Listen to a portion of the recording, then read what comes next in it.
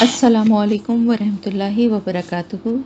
نحمدہ ونصلی علی رسولہ الکریم اما بعد فاعوذ باللہ من الشیطان الرجیم بسم اللہ الرحمن الرحیم رب اشرح لی صدری ویسر لی امری واحلل عقدۃ من لسانی یفقہوا قولی آمین یا رب العالمین۔ تفسیر آیت نمبر 45 سے سورہ ہود 12واں سپارہ۔ ونادا اور پکارا نوح علیہ السلام نے ربہ اپنے رب کو، فقالا پھر کہا ربی اے میرے رب، ان ابنی بے شک میرا بیٹا، من اہلی میرے گھر والوں میں سے ہے، میرے اہل میں سے ہے، وَإِنَّ اور بے شک وعدہ کا وعدہ تیرا الحق سچا ہے، وَأَنْتَ اور تو احکم الحاکمین سب فیصلہ کرنے والوں میں سب سے بہتر فیصلہ کرنے والا ہے۔ جیسا کہ میں نے پچھلے اس میں بتایا اور آپ لوگوں نے قرآن میں پڑھا کہ کس طرح سے جب وہ پانی ابلنا شروع ہوا زمین سے اور آسمان سے بھی برسنا شروع ہوا اور سیلاب اور طوفان کی شکل اختیار کر گیا، تو سوائے حضرت نوح علیہ السلام اور ان کے بیٹوں کے تینوں اور وہ لوگ جو کہ ایمان لے آئے تھے، جن کی تعداد بہت مختصر تھی، اکثر کی مفسرین کی رائے کہ 50 تھی، لیکن کچھ کی رائے میں 80 تھی، یعنی بہت ہی معمولی تعداد میں وہ لوگ تھے جو کہ ان کے ساتھ کشتی میں سوار تھے۔ اس کے علاوہ سب طرف ہر طرف جو ہے وہ پانی تھا اور سب جو باقی لوگ جو تھے وہ اس میں ڈوب گئے، اور اس میں حضرت نوح علیہ السلام کو اپنا بیٹا بھی نظر آیا، اور جیسا کہ قرآن نے بتایا ہے ہمیں کہ ان کی بیوی اور ان کا ایک بیٹا جو ہے وہ ایمان نہیں لائے تھے۔ تو بہرحال بیٹے، کیونکہ اللہ تعالیٰ نے یہ کہا تھا کہ آپ اپنے گھر والوں کو اور جو اہل ایمان ہیں ان کو لے کے کشتی میں سوار ہو جائیں، تو اس لیے حضرت نوح علیہ السلام جو تھے، جب بیٹے کو انہوں نے دیکھا، وہ ظاہر ہے وہ ایمان نہیں لایا تھا، نہ بیوی سوار ہوئی تھی اور نہ بیٹا، تو بچانے کی اس کو کوشش کی کہ شاید یہ پلٹ آئے، اور کہا کہ تم آ کے اس کشتی میں پناہ لے لو۔ تو اس نے بھی، ظاہر ہے وہی بات ہے کہ ایمان تو تھا ہی نہیں، اس لیے وہی والی سرکشی اور وہی والی ضد تھی جو کہ باقی ان کی قوم کے لوگوں میں تھی، اور اس نے انکار کر دیا اور نتیجتاً ان کی آنکھوں کے سامنے وہ ڈوب گیا۔ تو اب کیا ہے کہ 3 بیٹے جو ان کے تھے، حام، سام اور یافز، یہ ایمان لا چکے تھے اور کشتی پہ سوار تھے آپ کے ساتھ، لیکن یہ بیٹا جو تھا جو کہ ایمان نہیں لایا تھا، ان کا نام کنعان بتایا جاتا ہے، اور ان کی بیوی وہ اسی میں ان لوگوں کے ساتھ ڈوب گئے۔ اب کیا ہوا کہ جب جب وہ کشتی جو ہے، جب وہ جودی پہ، کوہ جودی پہ جا کر ٹھہری، اور وہ جتنے بھی جو تھے، باقی کے جو لوگ تھے جو ایمان نہیں لائے تھے، جیسے کہ قرآن بتا رہا ہمیں کہ وہ سب دور ہو گئے، یعنی ان سب کے عذاب کا شکار ہو گئے۔ اور میں نے یہ بھی آپ کو بتایا تھا کہ اس طوفان کے بارے میں بھی یہ کہا جاتا ہے بعض دفعہ کہ جو ہے وہ پوری دنیا میں، بعض مفسرین کہتے ہیں کہ آیا تھا، کیونکہ ظاہر پوری دنیا کی آبادی اور جانور اور چرند پرند سب ختم ہو گئے تھے، اور جو حضرت نوح علیہ السلام کی کشتی میں جو انہوں نے اپنے ساتھ سوار کیے تھے، اسی سے پھر دنیا نئے سرے سے ایک طرح سے دنیا کی نسل اور وہ آگے بڑھا معاملہ۔ لیکن کچھ لوگوں کا کہنا ہے کہ وہ ایک مخصوص علاقے میں آیا تھا، اور وہ اس کی دلیل یہ بھی دیتے ہیں کہ اس زمانے میں پوری دنیا میں اتنی آبادی تھی ہی نہیں، ظاہر وقت کے ساتھ ساتھ آبادی بھی بڑھی ہے اور پھیلی ہے، لیکن بہت سی کتابیں ایسی ہیں، جیسے کہ ہندوؤں کی جو کتابیں ہیں، جو ان کی مذہبی کتابیں ہیں، جن کی وہ پڑھتے ہیں، جو ان کے وید اور اپشند، ان کی کتابوں کے جو نام ہیں، ان میں بھی ایک بہت بڑے طوفان کا جو ہے وہ ذکر ملتا ہے، حوالہ ملتا ہے۔ اور میرے پاس ایک کتاب ہے جس میں ایک انڈیا کے ہی کوئی عالم ہیں، انہوں نے ان کی کتابوں کے حوالوں سے بتایا ہے کہ کس طرح سے ہمارے پیغمبروں کا ذکر ان کی کتابوں میں بھی ہے۔ ہاں، انہوں نے نام ان کے بدلے ہوئے، لیکن یہ طوفان نوح کا پورا واقعہ بھی ہے کہ ایک بہت بڑا طوفان آیا، پانی کا سیلاب آیا، اور اس میں سب ڈوب کے تباہ ہو گئے، اور انہوں نے حضرت نوح علیہ السلام کا نام کچھ اور، اس میں وشنو یا کچھ اور رکھا ہے کہ وہ جو تھے وہ انہوں نے بچایا اور کشتی میں سوار، مطلب یہ واقعہ ہے ان کے پاس موجود۔ تو پھر اس سے کیا ثابت ہوتا ہے؟ اسی طرح اور بہت سارے جو علاقے دور دراز کے، یعنی جو امریکہ اور اس طرح کے جو بہت قبائلی اور بہت پرانے علاقوں کے ہیں، ان کے بزرگوں میں بھی ایسی روایات، ایسی کتابیں یا نسخے یا ایسی چیزیں ملی ہیں جن سے پتہ چلتا ہے کہ ایک بہت بڑا طوفان جو ہے، پانی کا سیلاب اور طوفان جو ہے وہ آیا تھا، جس سے کہ سب طرف سارا مطلب سب کچھ ختم ہو گیا تھا۔ تو اس سے اندازہ یہ ہوتا ہے کہ جہاں جہاں پر بھی آبادی یا جو بھی جہاں تک وہ تھا، وہاں پر یہ سیلاب آیا تھا اور سب کچھ جو کچھ بھی تھا وہ اس طوفان میں ختم ہو گیا تھا۔ یہ تو ایک بات ہو گئی۔ اب جو بات ہے وہ یہ کہ نوح علیہ السلام نے جب وہ کشتی وہاں ٹھہری اور انہوں نے دیکھا کہ تمام جو مشرکین اور وہ تھے، ان کا انجام جو ہوتا وہ سب عذاب کی نظر ہو گئے، تو اب انہوں نے اللہ تعالیٰ سے کو پکارا،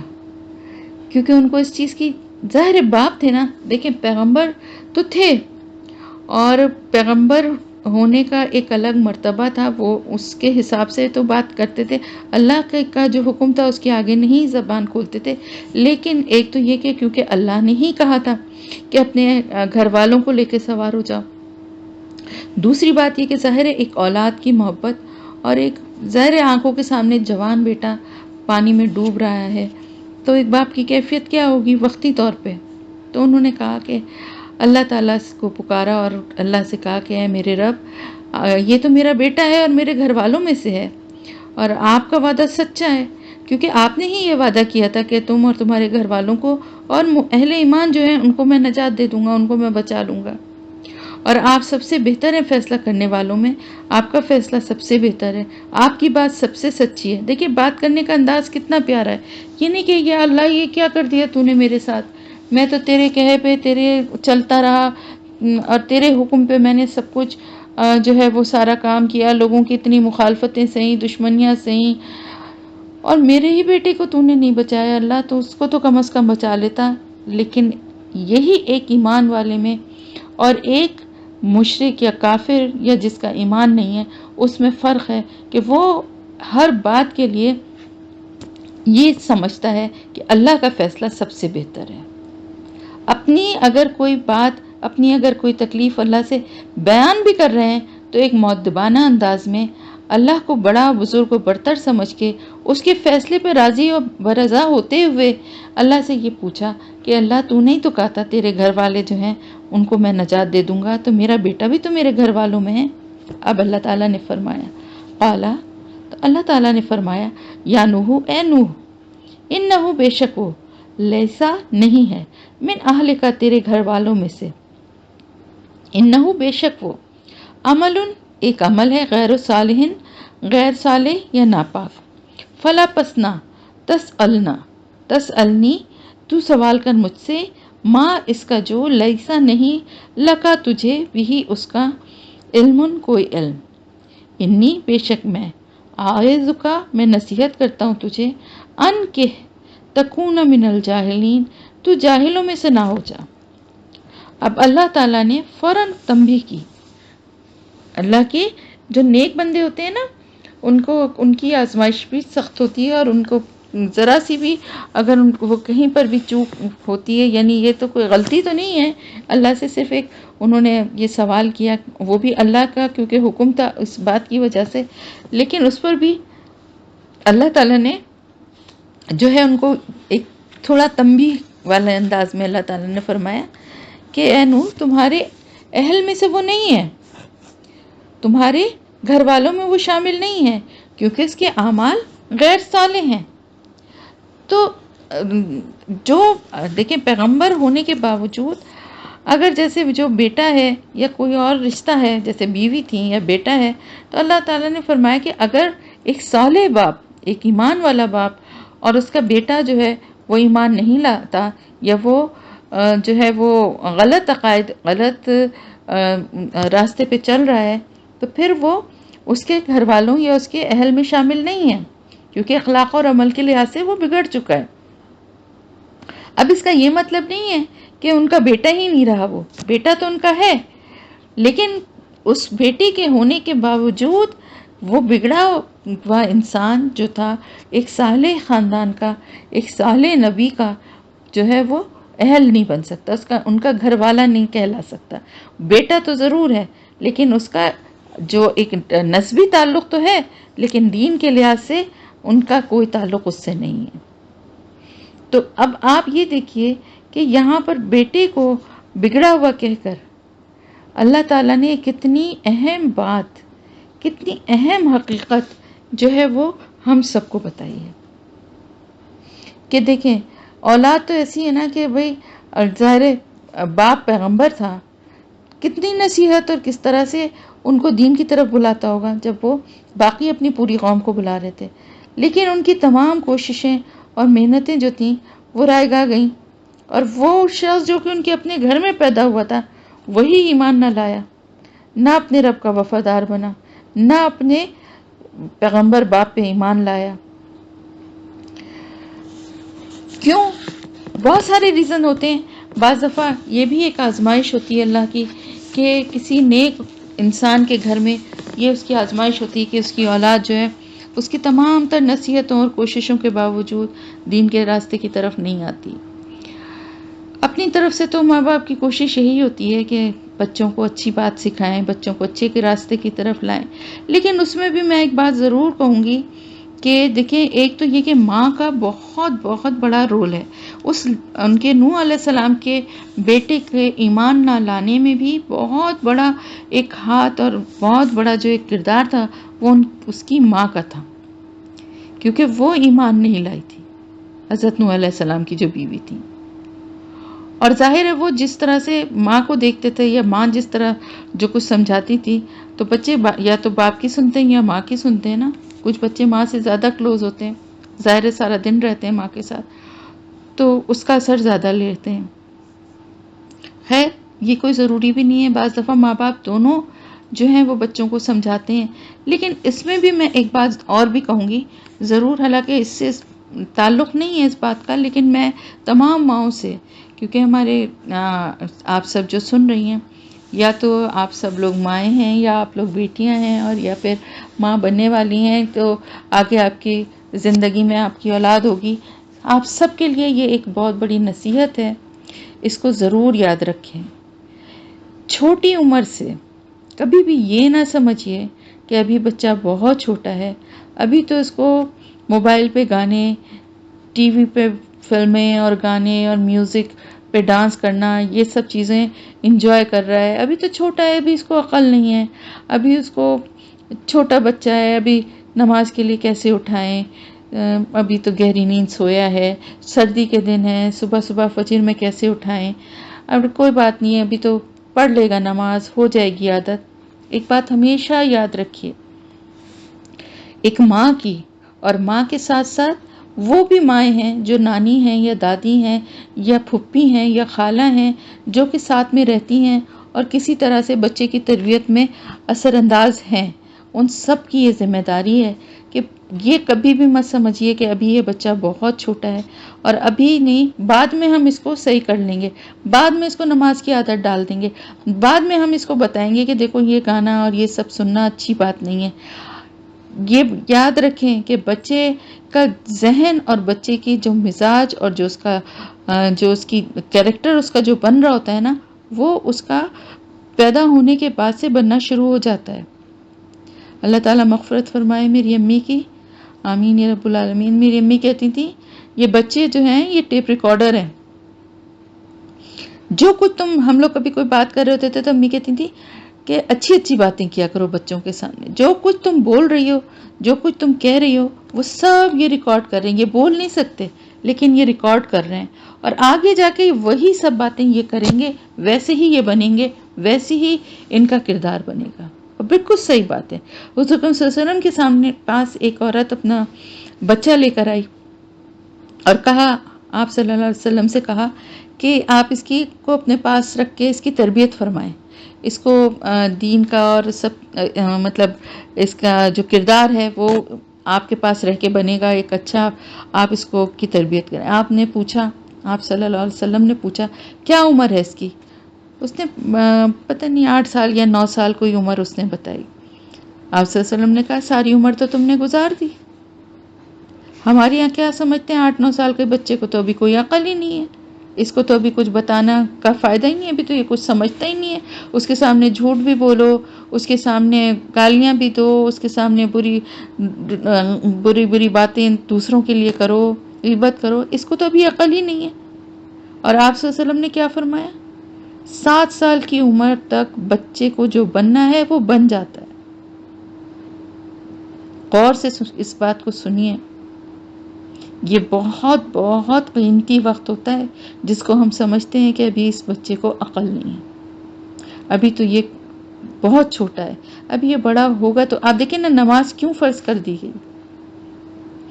9 سال کی عمر کے بعد نماز نہ پڑھے تو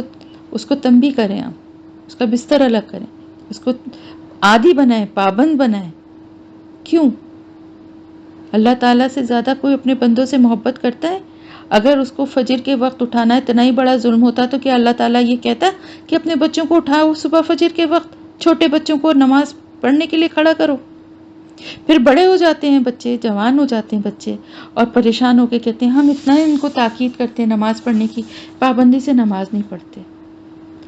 جس وقت آپ کو اس کو پڑھوانا چاہیے تھا آپ نے پڑھوائی؟ اگر آپ نے پڑھوائی ہے تو انشاءاللہ ضرور آپ کا بچہ نماز کا پابند بنے گا۔ بعد میں بھی اگر آپ کو، میں یہ نہیں کہہ رہی خدا نخواستہ، اللہ بڑا رحیم و کریم ہے، بعد میں بھی ماں باپ پیار محبت سے، ماں خاص طور سے سمجھائے تو بچہ جو ہے وہ نماز کا بھی عادی ہوتا ہے، اچھی باتیں بھی سیکھتا ہے، ایسا نہیں ہے، لیکن یہ کہ وہ کام ذرا مشکل زیادہ ہو جاتا ہے وقت کے ساتھ ساتھ۔ بہرحال یہ تو ایسی ایک بات نکلی تو میں نے آپ لوگوں کو بتا دی۔ تو اب وہ بیٹے کی تکلیف تو تھی، لیکن اللہ سے بہت ادب سے انہوں نے یہ سوال کیا، جس کا جواب اللہ تعالیٰ نے یہ دیا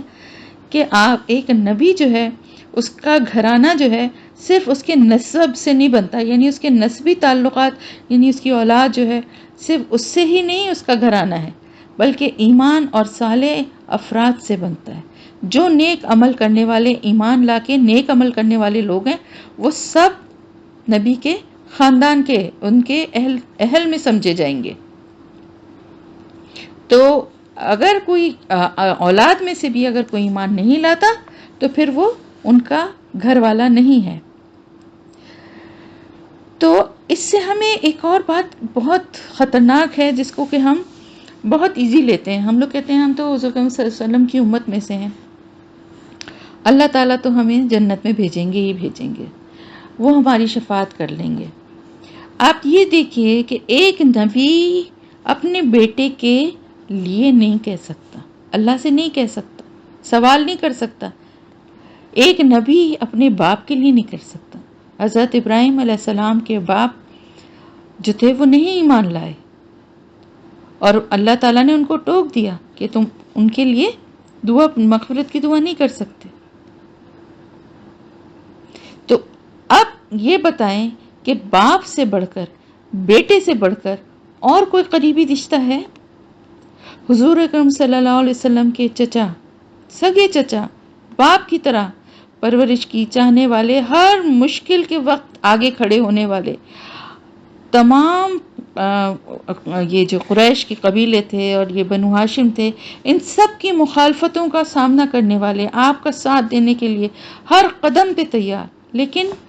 ایمان نہیں لائے۔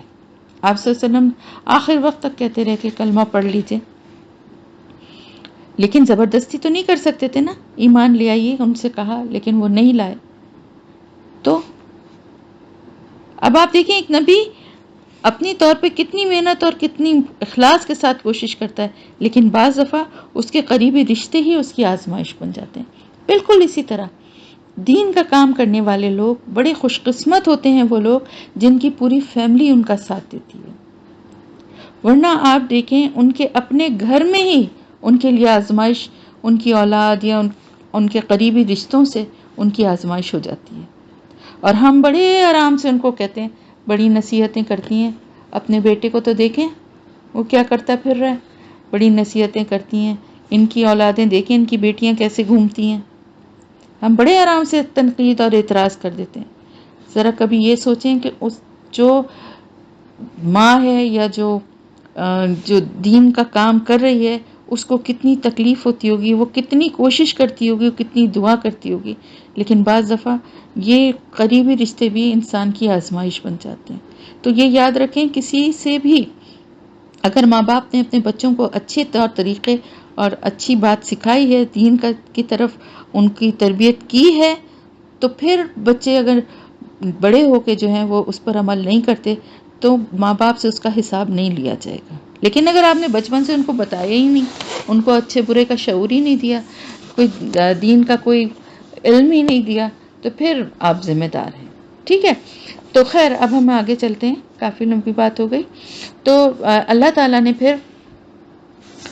کیا کہا اس کے جواب میں، کہ اللہ تعالیٰ نے فرمایا کہ اے نوح، وہ آپ کے گھر والوں میں سے نہیں ہے، کیونکہ اس کے عمل جو تھے وہ غیر صالح تھے، وہ تو ایمان لایا ہی نہیں تھا، تو وہ کس طرح آپ کے گھر والوں میں شامل ہو سکتا ہے؟ تو آپ مجھ سے ایسا کوئی سوال نہ کریں جس کا آپ کو کوئی علم نہیں ہے۔ اور اللہ تعالیٰ فرما رہا ہے کہ میں یہ نصیحت کرتا ہوں تمہیں کہ تم جاہلوں میں سے، جاہلوں سے مطلب کیا ہے؟ یہاں پر جاہل وہ والا جاہل نہیں ہے جو اردو کا جاہل ہے، یہاں پر جاہل وہ ہے کہ جو لا علم ہے، نادان ہے، یعنی ایسی نادانی کی بات، اس طرح کی نادانی کی بات یا اس طرح کی بات آپ نہ کریں کہ جس کا آپ کو علم نہیں ہے، یا آپ اپنے جذبات میں اتنے زیادہ وہ نہ ہو جائیں کہ آپ اس طرح کی کوئی بات آپ کے منہ سے نکل جائے جو کہ آپ کو نہیں کہنا چاہیے۔ ایسی کوئی سوال یا ایسا کوئی بات آپ کریں کہ جس کا آپ کو پتہ نہیں کہ یہ کتنی غلط آپ بات کر رہے ہیں۔ یہ ایک نبی سے اللہ تعالیٰ فرما رہے ان کی اولاد کے لیے۔ اور اب آپ اس نبی کا رویہ دیکھیں، اس نے کیا ایک سوال صرف اس لیے کیا کہ اللہ کی طرف سے جو بات تھی اس کو وہ یہ سمجھے تھے، اور اپنے بیٹے کی محبت میں انہوں نے کیا، لیکن فوراً انہوں نے اس بات کو کیسے، اپنی اس بات پہ وہ فوراً کیسے توبہ کی انہوں نے، اور کیسا پلٹ کے اللہ کی طرف انہوں نے رجوع کیا۔ انہوں نے کہا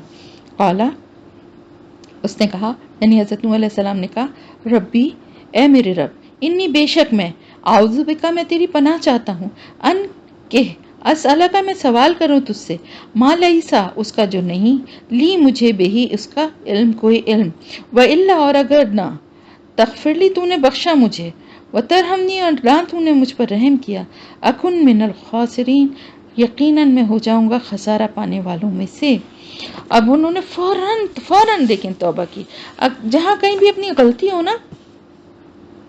احساس ہو جائے کہ یہ کام ہم نے اللہ کی رضا کے اگینسٹ جا کے کیا ہے، اللہ کے حکم کے اگینسٹ جا کے کیا ہے، اللہ نے جو کہا تھا، جس طرح ہمیں اللہ اور اس کے رسول نے بتایا، ہم نے وہ بات ویسے نہیں کی ہے، جیسے ہی احساس ہو جائے اس پہ ڈٹائی سے جمے نہ رہیں تو کیا ہو گیا؟ اب تو آج کل تو ایسا سبھی کرتے ہیں، ایسا اب اتنا کوئی، اس وقت دوسرے حالات تھے، آج کل کے حالات دوسرے ہیں، ان میں تو ہو جاتا ہے۔ یہاں چلو کبھی کبھار تو باتوں میں ایسی بات نکل آئی تو ہم نے بھی کسی کی کر لی، کوئی بات نہیں ہے، اللہ معاف کرنے والا نہیں۔ جیسے ہی احساس ہو فوراً کیا کرنا چاہیے؟ اللہ سے توبہ کرنا چاہیے۔ انہوں نے فوراً کیا کہا کہ اے میرے رب، میں تو تیری پناہ چاہتا ہوں کہ میں تجھ سے کوئی ایسا سوال کروں، یعنی آگے کے لیے بھی اللہ تو مجھے اپنی حفاظت میں رکھ کے میرے منہ سے کوئی ایسا سوال یا کوئی ایسی بات نکلے جس کا مجھے علم نہیں ہے، جیسے کہ مجھے اس بات کا بھی علم نہیں تھا اور میں نے تجھ سے یہ سوال کر لیا۔ آگے کے لیے بھی میں تجھ سے یہی سوال کرتا ہوں کہ تجھے تیری پناہ چاہتا ہوں میں کہ میں تجھ سے کوئی ایسا سوال کروں جس کا مجھے علم نہ ہو، اور اگر تو نے مجھے نہ بخشا، یعنی ناراض نہ ہونا میرے رب، میرے اللہ، تو مجھ سے ناراض نہ ہونا، کیونکہ اگر تو نے مجھے نہ بخشا اور مجھ پہ رحم نہ کیا تو میں تو خسارہ پانے والوں میں سے ہو جاؤں گا۔ اتنی 1000 سال کی محنت، خدمت، اولاد کی قربانی، بیوی کی قربانی، اتنے مشکل اور سخت حالات کا سامنا کرنے کے بعد ایک پیغمبر کا رویہ دیکھیں کہ وہ کس طرح سے اللہ کو پہچانتے تھے اور کس طرح سے اللہ سے ان کا تعلق تھا، کہ فوراً کسی چیز پہ تکبر نہیں تھا، اپنی محنت اور اپنی کوششوں پہ کوئی یہ گمان نہیں تھا کہ میں تو بڑا نیک ہوں، بخشا ہی جاؤں گا، اور میں تو جس کے لیے کہہ دوں گا وہ بھی بخشا جائے گا۔ جیسے کہ لوگوں کو غلط فہمی ہوتی ہے اور لوگ اس قسم کی باتیں کرتے ہیں نا، نیک لوگوں سے لوگ یہ امید رکھتے ہیں کہ بھئی وہ تو خود تو ہوں گے ہی، لیکن وہ اپنے ساتھ جس کو لے جانا چاہیں گے لے جائیں گے۔ تو انہوں نے کیا کہا، پیغمبر سے بڑھ کے نیک انسان کون ہوگا؟ اس نے کہا، انہوں نے کہا کہ اللہ تعالیٰ اگر تو نے مجھے نہ بخشا اور مجھ پہ رحم نہیں کیا تو میں خسارہ پانے والوں میں سے ہو جاؤں گا۔ تو یہ دیکھیں، یہ کردار ہوتا ہے ایک نبی کا، کہ دیکھیں اللہ سے سوال کیا، اپنی آنکھوں کے سامنے اپنے جوان بیٹے کو ڈوبتا ہوا دیکھا، کیا دل کی کیفیت ہوگی. لیکن جیسے ہی اللہ نے تنبیہ کی کہ اب وہ بیٹا تو تمہارا ایمان پر تھا ہی نہیں، اس لیے وہ تمہارے اس میں اہل و عیال میں سے یا تمہارے نسبی اس میں نہیں آتا، اور اس طرح کی بات اگر تم کر رہے ہو تو یہ ایک نادانی ہے، ایک جاہلیت یا ایک نادانی والی بات ہے جو تم نے کی ہے. تو فوراً اپنی اس تکلیف کو، اتنی بڑی تکلیف کو، اولاد کے غم کو فوراً بھول گئے اور فوراً اللہ سے توبہ کی اور کہا کہ اللہ پاک تو مجھ پہ رحم فرما. تو یہ دیکھیں، یہ سبق ہے. ان پیغمبروں کی زندگی سے ہمیں یہ سبق سیکھنا چاہیے کہ کس حد تک اللہ پہ توکل تھا اور کس حد تک اللہ کا خوف تھا. اپنی کسی نیکی، کسی اچھے عمل کا کوئی تکبر نہیں تھا، کوئی دل میں یہ خیال نہیں تھا کہ میں تو بڑا پسندیدہ ہوں اور میری تو ہر بات قبول ہونی چاہیے، اگر نہیں ہو رہی تو کیوں نہیں ہو رہی. اس بات پہ شکوہ کہ میں تو اتنی عبادت کرتا ہوں یا میں تو اتنا نیک کام کرتا ہوں پھر بھی میرے ساتھ ایسا کیوں ہو رہا ہے. تو دیکھیں یہ کتنی بڑی سبق ہیں، اور یہ ساری چیزیں آپ کو قرآن کو جب آپ پڑھتے ہیں اور سمجھتے ہیں تو آپ کو پتہ چلتا ہے. قیلا کہا گیا، کس کی طرف سے؟ اللہ تعالیٰ کی طرف سے. یا نوح، اے نوح، اہبت اتر جا، بسلامن ساتھ سلامتی کے، منا ہماری طرف سے، وہ برکاتن اور برکتیں ہوں تجھ پر، علیکا اور برکتیں ہوں علیکا تجھ پر، ولا و علی اممن اور جماعتوں پر، ممن ان میں سے جو معاکا ساتھ ہیں تیرے، و امم اور کئی جماعتیں، سنمتعہم ان قریب ہم فائدہ دیں گے انہیں، ثم پھر یمسہم پہنچے گا یا چھو لے گا ان کو، منا ہماری طرف سے، عذاب علیم دردناک عذاب. اب اللہ تعالیٰ نے کیا فرمایا ان کو کہ کشتی ظاہر ہے وہاں پہ جا کے ٹھہر گئی. جب ٹھہر گئی تو اللہ تعالیٰ نے فرمایا کہ اب یہاں سے اتر جاؤ، یعنی کشتی سے اترو. جب اترے تو پتہ چلا پہاڑ کی وہ چوٹی تھی جب پانی اترا تو اللہ تعالیٰ نے فرمایا کہ اب یہاں سے اتر کے اور جو ہے آبادی میں پھیل جاؤ. اللہ تعالیٰ کی طرف سے ان کے لیے اب سلامتی ہے، سلامتی کے ساتھ یہاں، اور برکتیں ہوں گی تم پر اور ان جماعتوں پر جو کہ تمہارے ساتھ ہیں. تو اب آپ اس کا کیسی برکتیں ہوئیں آپ یہ دیکھیں نا کہ انہی چند لوگوں سے، یعنی ان کے تینوں بیٹے اور اس کے علاوہ اور جو ان کے ساتھ تھے، ان سب کی نسل سے ہی یہ پوری دنیا آباد ہوئی. کہاں سے کہاں پہنچ گئی نا، کتنی برکت ہوئی. اللہ تعالیٰ کی طرف سے یہ ان کو کہا گیا تھا کہ یہاں سلامتی کے ساتھ اتر جاؤ اور تم پر برکتیں ہوں گی اور ان جماعتوں پر بھی جو تمہارے ساتھ ہیں، کیونکہ ان کے بیٹوں کی وجہ سے مطلب آگے نسل بڑھی ہے نا مختلف علاقوں میں. میں نے آپ کو پہلے بھی بتایا تھا کہ کس طرح سے حضرت سام کہاں آباد ہوئے، اور یہ ساری آپ کو ڈیٹیل میں بتا چکی ہوں جب ہم پہلے کر رہے تھے. تو اس طرح سے ان کی نسل جو ہے پوری دنیا میں پھیل گئی. کچھ مشرق کی طرف چلے گئے، کچھ مغرب کی طرف چلے گئے، کچھ یہ سوڈان اور مصر کی طرف چلے گئے. تو یہ سارے جو ہیں سمجھیے پوری دنیا میں پھیلے اور ان سے ہی آگے نسل چلی. اور اللہ تعالیٰ نے یہ فرمایا کہ اور کئی جماعتیں ہوں گی جنہیں بھی ہم عنقریب ہم فائدہ دیں گے، دنیا کے فائدے دیں گے. وہ کون سی قومیں ہوں گی؟ یعنی ان قوموں کا ذکر ہو رہا ہے جو کہ اس کے بعد آئیں. اس کے بعد کئی قومیں آئیں نا، قوم عاد، قوم سمود، یہ سب قومیں اس کے بعد آئیں نا، ان کا ذکر ہے یہ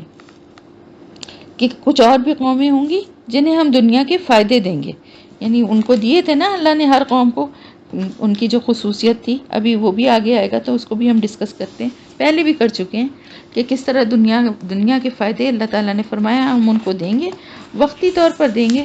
پھر ان کو ہمارا عذاب چھولے گا. کیونکہ دیکھیں وہی والی بات ہے کہ اللہ کے کو تو سب علم پہلے سے ہے نا، اور یہ سارا کچھ، یہ پوری دنیا اور شروع سے لے کے آخر تک اللہ کے سامنے ایک دم پوری ایک ساتھ کھلی ہوئی ہے.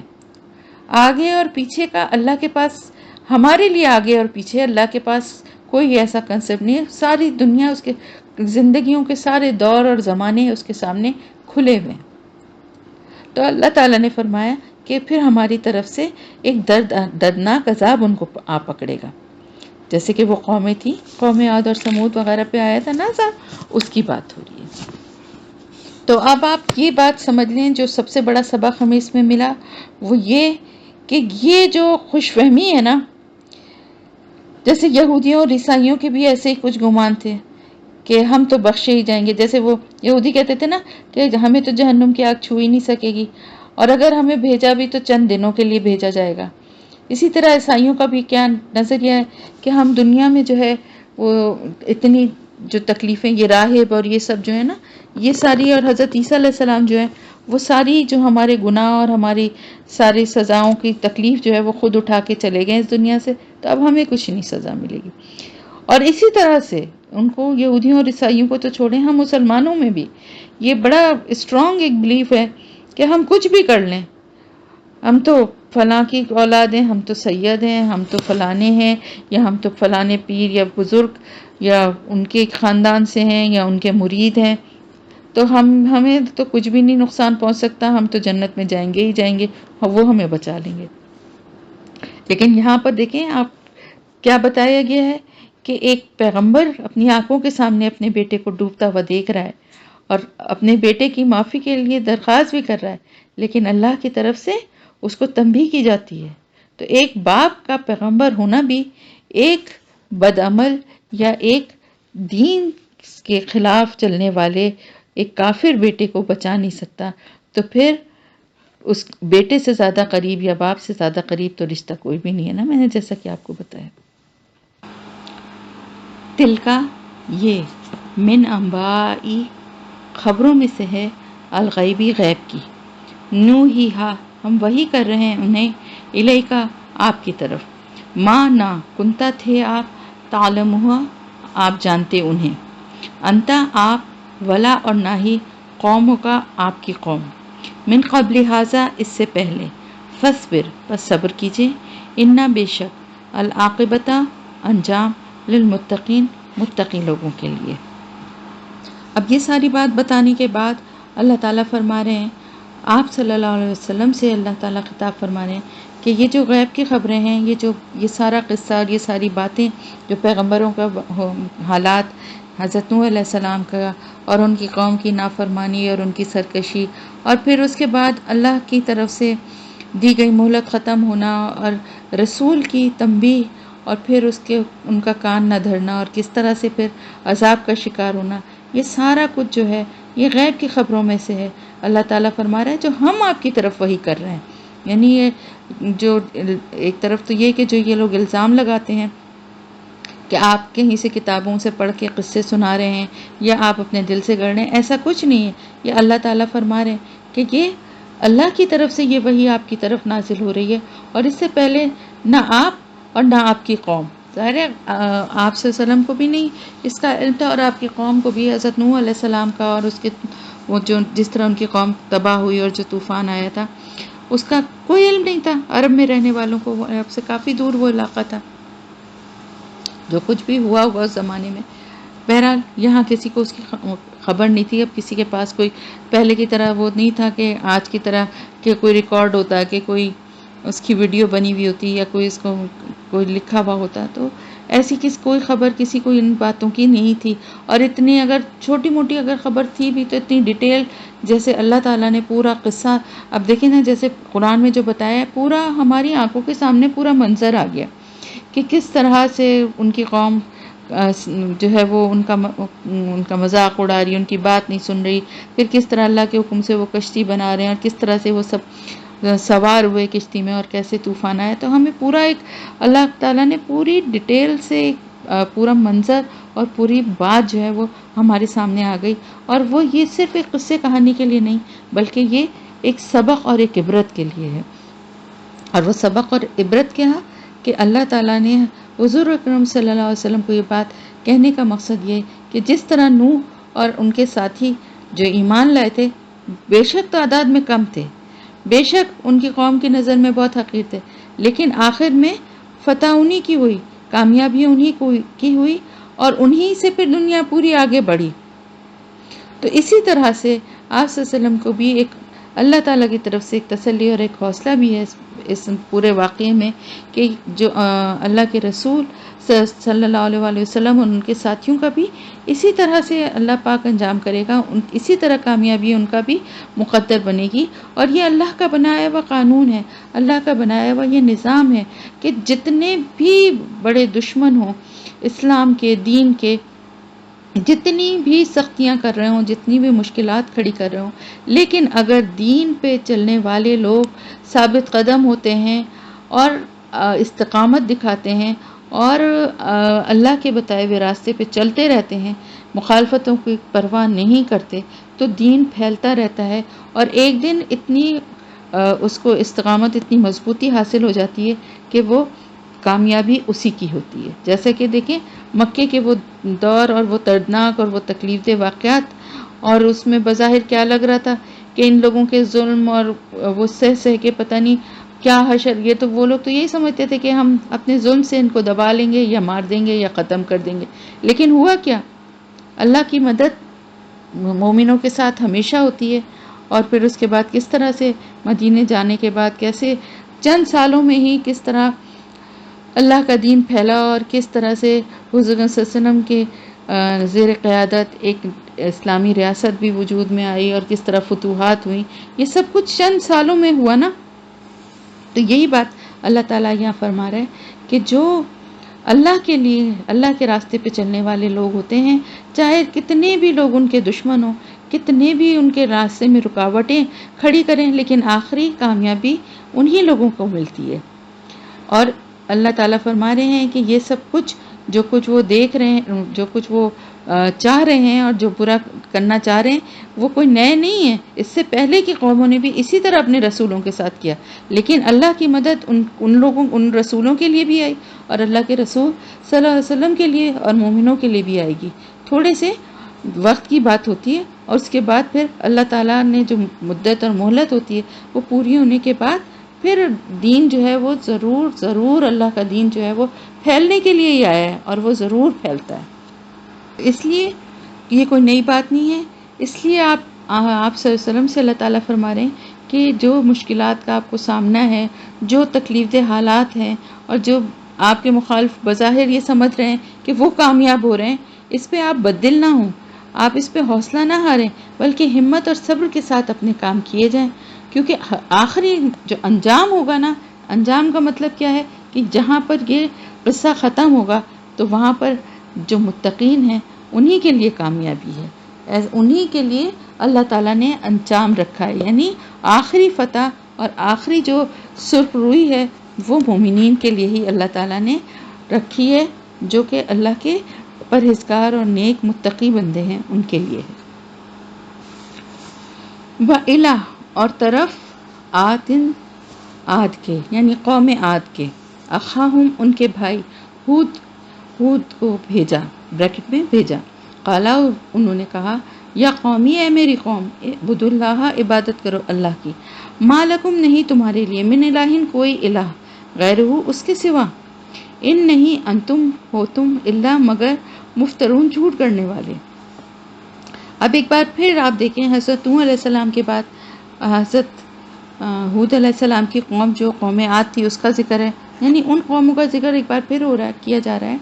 کہ جن پہ اللہ کا عذاب آیا۔ اور یہ کیوں تھا؟ کیونکہ یہ مکی صورتیں میں نے آپ کو بتایا آخری دور کی ایک آخری جو حجت تھی وہ ان کے اوپر پوری کی جا رہی تھی، ان واقعات کے ذریعے ان کو بھی اللہ تعالیٰ کی طرف سے تنبیہ اور تادیب کی جا رہی تھی کہ کس طرح سے اس سے پہلے کی قوموں نے بھی یہی سرکشی دکھائی تھی، اسی طرح رسولوں کی زندگی مشکل بنانے کی کوشش کی تھی، اسی طرح اہل ایمان کو ستانے کی کوشش کی تھی، اسی طرح اللہ اور رسول کے پیغام، جو اللہ کا پیغام رسول لے کر آئے اس کو جھٹلانے کی کوشش کی تھی۔ تو نتیجہ کیا ہوا تھا اس سرکشی کا، اس انکار کا، اس کفر کا، اس شرک کا؟ حضرت نوح علیہ السلام کی قوم کے ساتھ بھی اور اس کے بعد پھر اب حضرت ہود علیہ السلام کی جو قوم ہے اس کا ذکر ہو رہا ہے۔ ان کے بھائی ہود علیہ السلام کا بھائی کا کیا مطلب ہے؟ ظاہر ہے انہی کے درمیان، یعنی اسی قوم کے ہی فرد تھے۔ حضرت ہود علیہ السلام جو تھے قوم عاد میں ہی سے ایک تھے۔ عام طور سے اللہ تعالیٰ جو پیغمبر جن کو مبعوث کرتا ہے وہ اسی قوم میں سے ہوتے ہیں، انہی لوگوں کے درمیان میں سے ہوتے ہیں، کیونکہ اس کی دو وجہ ہوتی ہیں۔ ایک تو یہ وجہ ہوتی ہے کہ بچپن سے لے کے جوانی تک کا زمانہ ان رسولوں نے اپنے لوگوں کے درمیان ہی گزارا ہوتا ہے، اور وہ بہت اچھے سے ان کو جانتے ہیں، ان کے کردار اور ان کی سچائی کا ان کو کے بارے میں ان کو پتہ ہوتا ہے. یعنی ایک یہ والی جو ایک شک و شبہ والی بات ہے نا، کہ ایک باہر سے کوئی ایک آدمی آئے اور آ کے کوئی ایسی بات کرنا شروع کر دے، تو بہت کچھ اس کے بارے میں تو انسان سوچ سکتا ہے پتہ نہیں کون ہے، جھوٹ بول رہا ہے، سچ بول رہا ہے، ہم تو اس کو جانتے ہی نہیں ہے، کہاں سے یہ نئی باتیں لے کر آ گیا. لیکن ایک ایسا شخص جو انہی کے درمیان جو پلا بڑھا ہو اور جس کے کردار کی وہ گواہی دیتے ہوں، وہ جب یہ بات کہے تو یہ والا ان کا اعتراض تو ویسے ہی ختم ہو جاتا ہے. وہ یہ کر ہی نہیں سکتے تھے. جیسے آپ صلی اللہ علیہ وسلم کے لیے کبھی کسی نے یہ نہیں کہا کہ آپ جھوٹ بول رہے ہیں، کسی نے یہ نہیں کہا. آپ پہ جو بھی الزام لگائے کہ آپ جو ہیں آپ کے اوپر سحر کر دیا گیا ہے، آپ جادوگر ہیں، یا آپ گڑھ رہے ہیں، یا کتابیں پڑھ کے بتا رہے ہیں، لیکن یہ کسی نے نہیں کہا کہ آپ جھوٹے ہیں. آپ صادق اور امین، ہمیشہ پوری زندگی صادق اور امین ہی رہے. تو یہ کردار کی جو ایک ہوتی ہے گواہی، یہ بھی بہت بڑی چیز ہوتی ہے. دوسرے یہ کہ ایک پیغمبر جو جس ماحول اور جہاں پہ اللہ تعالیٰ نے جہاں اس کو مبعوث کیا ہوتا ہے، جہاں وہ پیدا ہوتا ہے، پلا بڑھا ہوتا ہے، اس ماحول کو، وہاں کے لوگوں کے مزاج کو، ان کے انداز کو، ان کے رسم و رواج کو بھی اچھے سے جانتا ہے. تو ان کو جانتے ہوئے ان باتوں کو، ان کو نصیحت کرنا یا ان کو دین کی طرف بلانا زیادہ آسان ہوتا ہے. حالانکہ جو ڈھیٹ اور سرکش ہوتے ہیں ان کو اس سے کوئی فرق نہیں پڑتا، لیکن بہرحال ایک اس پورے ماحول اور بیک گراؤنڈ کو جانتے ہوئے بات کرنا جو ہے وہ ایک طرح سے ایک پلس پوائنٹ ہوتا ہے. تو اسی لیے ہود علیہ السلام بھی قوم عاد میں سے ہی تھے. انہوں نے اپنی قوم سے کہا، جب اللہ کی طرف سے ان کو یعنی نبوت ملی، تو اس کے بعد انہوں نے اللہ کا پیغام لوگوں تک پہنچایا اور کہا کہ اپنی قوم سے کہ میری قوم اللہ کی ایک ہی اللہ کی عبادت کرو، کیونکہ اس کے علاوہ جائز ہی نہیں ہے، بنتا ہی نہیں ہے کوئی اس کے علاوہ کوئی الہ تمہارا، اس کے علاوہ کوئی برحق کوئی اس قابل ہے ہی نہیں کہ جس کی عبادت کی جائے. اور اگر تم اس کے علاوہ کہتے ہو تو تم صرف جھوٹ گڑھ رہے ہو، کیونکہ ایسا کوئی ہے ہی نہیں جو اللہ کے سوا اس قابل ہو کہ جس کی عبادت کی جائے. تو دیکھیں ہر نبی کی جو ہے وہ دعوت وہ وہی تھی. بنیادی جو ظاہر ہر پیغمبر جو ہے وہ یہی پیغام لے کر آیا کہ اللہ کے سوا جس کسی کی اور عبادت کرتے ہیں، جس کسی کو بھی سمجھتے ہیں کہ وہ ان کی حاجت روائی کر سکتا ہے، تو یہ سارا شرک چھوڑ کے صرف ایک اللہ کی عبادت کریں. سب سے بیسک جو بات ہے جہاں سے سٹارٹ ہوتی ہے. اور اگر کوئی کسی اور کو معبود بنا کے کسی اور کی بندگی کر رہا ہے، کسی اور کی عبادت کر رہا ہے، تو یہ بات تو سب کو معلوم ہے کہ مطلب اگر جو بھی دیکھیں، جو بتوں کو پوجتے ہیں یا جو ستاروں کو پوجتے ہیں یا جو آپ کو پوجتے ہیں، ان سب کو یہ بات پتہ ہے کہ یہ سب چیزیں جو ہیں اگر ان سے بھی سوالات کریں تو وہ بھی آخر میں پھر اللہ کی طرف ہی رجوع کرتے ہیں کہ ہاں ایک اللہ جو ہے وہ آسمان پر موجود ہے. ویسے تو بہت سے ایسے بھی مذہب اور فرقے ہیں جو اللہ کو مانتے ہی نہیں ہیں، لیکن جو ان بتوں کو یا آگ کو، ستاروں کو، جس چیز کی بھی پوجا کرتے ہیں، تو وہ کیا کرتے ہیں، کہتے ہیں کہ ہاں اللہ ہے، کیونکہ انہیں پتہ ہے کہ یہ بت جو ہیں کوئی طاقت نہیں رکھتے، یہ کسی قسم کی بھی خدائی صفت جو ہے یہ ان ستاروں میں یا بتوں میں یا آگ میں ان میں نہیں ہے. جو چاہتے ہیں یا جو مانگتے ہیں وہ نہیں دے سکتے. کہتے ہیں یہ ہمارے لیے اللہ تک پہنچنے کا ذریعہ یا وسیلہ ہے. یہی شرک ہے. تو یہ جو بات ہے یہی سب سے بڑی جھوٹ ہے. انہوں نے کہا کہ اگر تم اللہ کے سوا کسی اور کو یہ سمجھتے ہو کہ وہ تمہاری حاجت روائی کر سکتا ہے یا کوئی اور جو ہے وہ ہے اس قابل کہ اس کی عبادت کی جائے، تو یہ جھوٹ ہے. اور انہوں نے پھر اس کے بعد وہی ساری باتیں جو ہر پیغمبر کرتا ہے، انہوں نے بھی کہا کہ اے میری قوم، یا قومی لا اسألکم علیہ اجرا، میں تم سے سوال نہیں کرتا کسی اجر کا اس پر. یعنی جو کام میں کر رہا ہوں اللہ کے دین کی تمہیں دعوت دیتا ہوں، اللہ کی طرف بلاتا ہوں، تمہیں بتاتا ہوں کہ ایک اللہ ہے، اس کی عبادت کرو، اور باقی یہ سارے جن کا مطلب جو شرک کے جو تم نے راستے کھولے ہوئے ہیں ان کو بند کرو، اور ان بتوں کی اور ان جن کی تم عبادت کرتے ہو ان کی کوئی حقیقت نہیں ہے. یہ سارا کام جو کچھ بھی ہے یہ اللہ کی طرف سے مجھے جو سونپا گیا ہے میں کر رہا ہوں. میں تم سے تو اس کا کوئی معاوضہ تو نہیں، یعنی تم یہ تو نہیں کہہ سکتے نا کہ بھئی یہ اس لالچ میں کر رہے ہیں کہ ان کو اتنے پیسے مل جائیں، ان کو کوئی بڑا عہدہ مل جائے، ہم انہیں سردار بنا دیں۔ دیکھیں حضور صلی اللہ علیہ وسلم کو کتنی انہوں نے آفرز کی کہ ہم آپ کو جو سب سے مطلب سارے سرداروں میں سب سے آپ کو یعنی ایک ٹاپ جو سب سے بڑی پاور جو ہے، اختیار جو ہے یا عہدہ جو ہے وہ آپ کو دے دیں گے اگر آپ سردار بننا چاہتے ہیں، اگر آپ کسی بڑے خاندان میں شادی کرنا چاہتے ہیں تو ہم کروا دیں گے، اگر آپ کو مال و دولت چاہیے تو وہ ہم سب جمع کر کے آپ کو دے دیں گے۔ یعنی ہر طرح کی لالچ اور آفر کی نا، لیکن آپ صلی اللہ علیہ وسلم نے بھی وہی جواب دیا، اور انہوں نے بھی حضرت حود علیہ السلام نے بھی، اس سے پہلے حضرت نوح علیہ السلام نے بھی، جب ان سرداروں نے ان سے کہا تھا، انہوں نے بھی یہی کہا تھا کہ بھئی میں تم سے کوئی اجر تو کوئی معاوضہ تو نہیں مانگ رہا نا، تمہیں ایک اچھی بات بتا رہا ہوں، اور اس اچھی بات کو بتانے کا جس میں تمہاری بھلائی ہے، جو تمہیں جہنم کی آگ سے بچانے والی ہے، میں اس کا تم سے کوئی معاوضہ بھی نہیں مانگ رہا۔ میرا اجر جو ہے یا میرا معاوضہ جو ہے وہ اللہ تعالیٰ کے ذمہ ہے، اس کے ذمہ ہے جس نے کہ مجھے پیدا کیا ہے۔ ان اجریہ اللہ علی الذی فطرنی افلا تعقلون، نہیں ہے اجر میرا مگر اس کے ذمہ جس نے پیدا کیا ہے مجھے، کیا پھر تم عقل سے کام نہیں لیتے؟ یعنی تمہیں اتنی سمپل بات بھی سمجھ میں نہیں آ رہی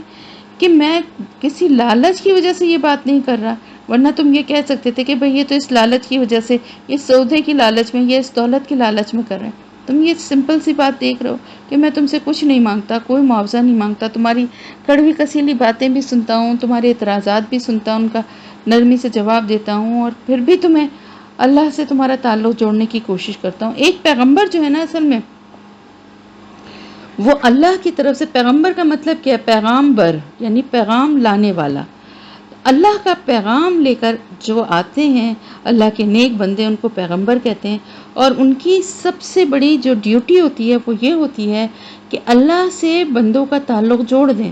بندوں کو اللہ سے کلوز کر دیں، اللہ پہ توکل کرنے والا، اللہ سے محبت کرنے والا، اللہ کا خوف دل میں رکھنے والا،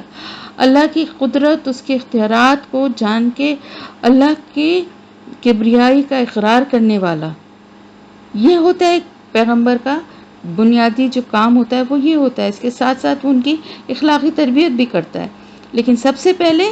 اللہ سے قریب کرنا چاہتا ہے بندوں کو ایک پیغمبر جو ہے۔ تو وہ انہوں نے کہا تم عقل سے کام نہیں لیتے کہ مجھے جس نے پیدا کیا ہے میں تو صرف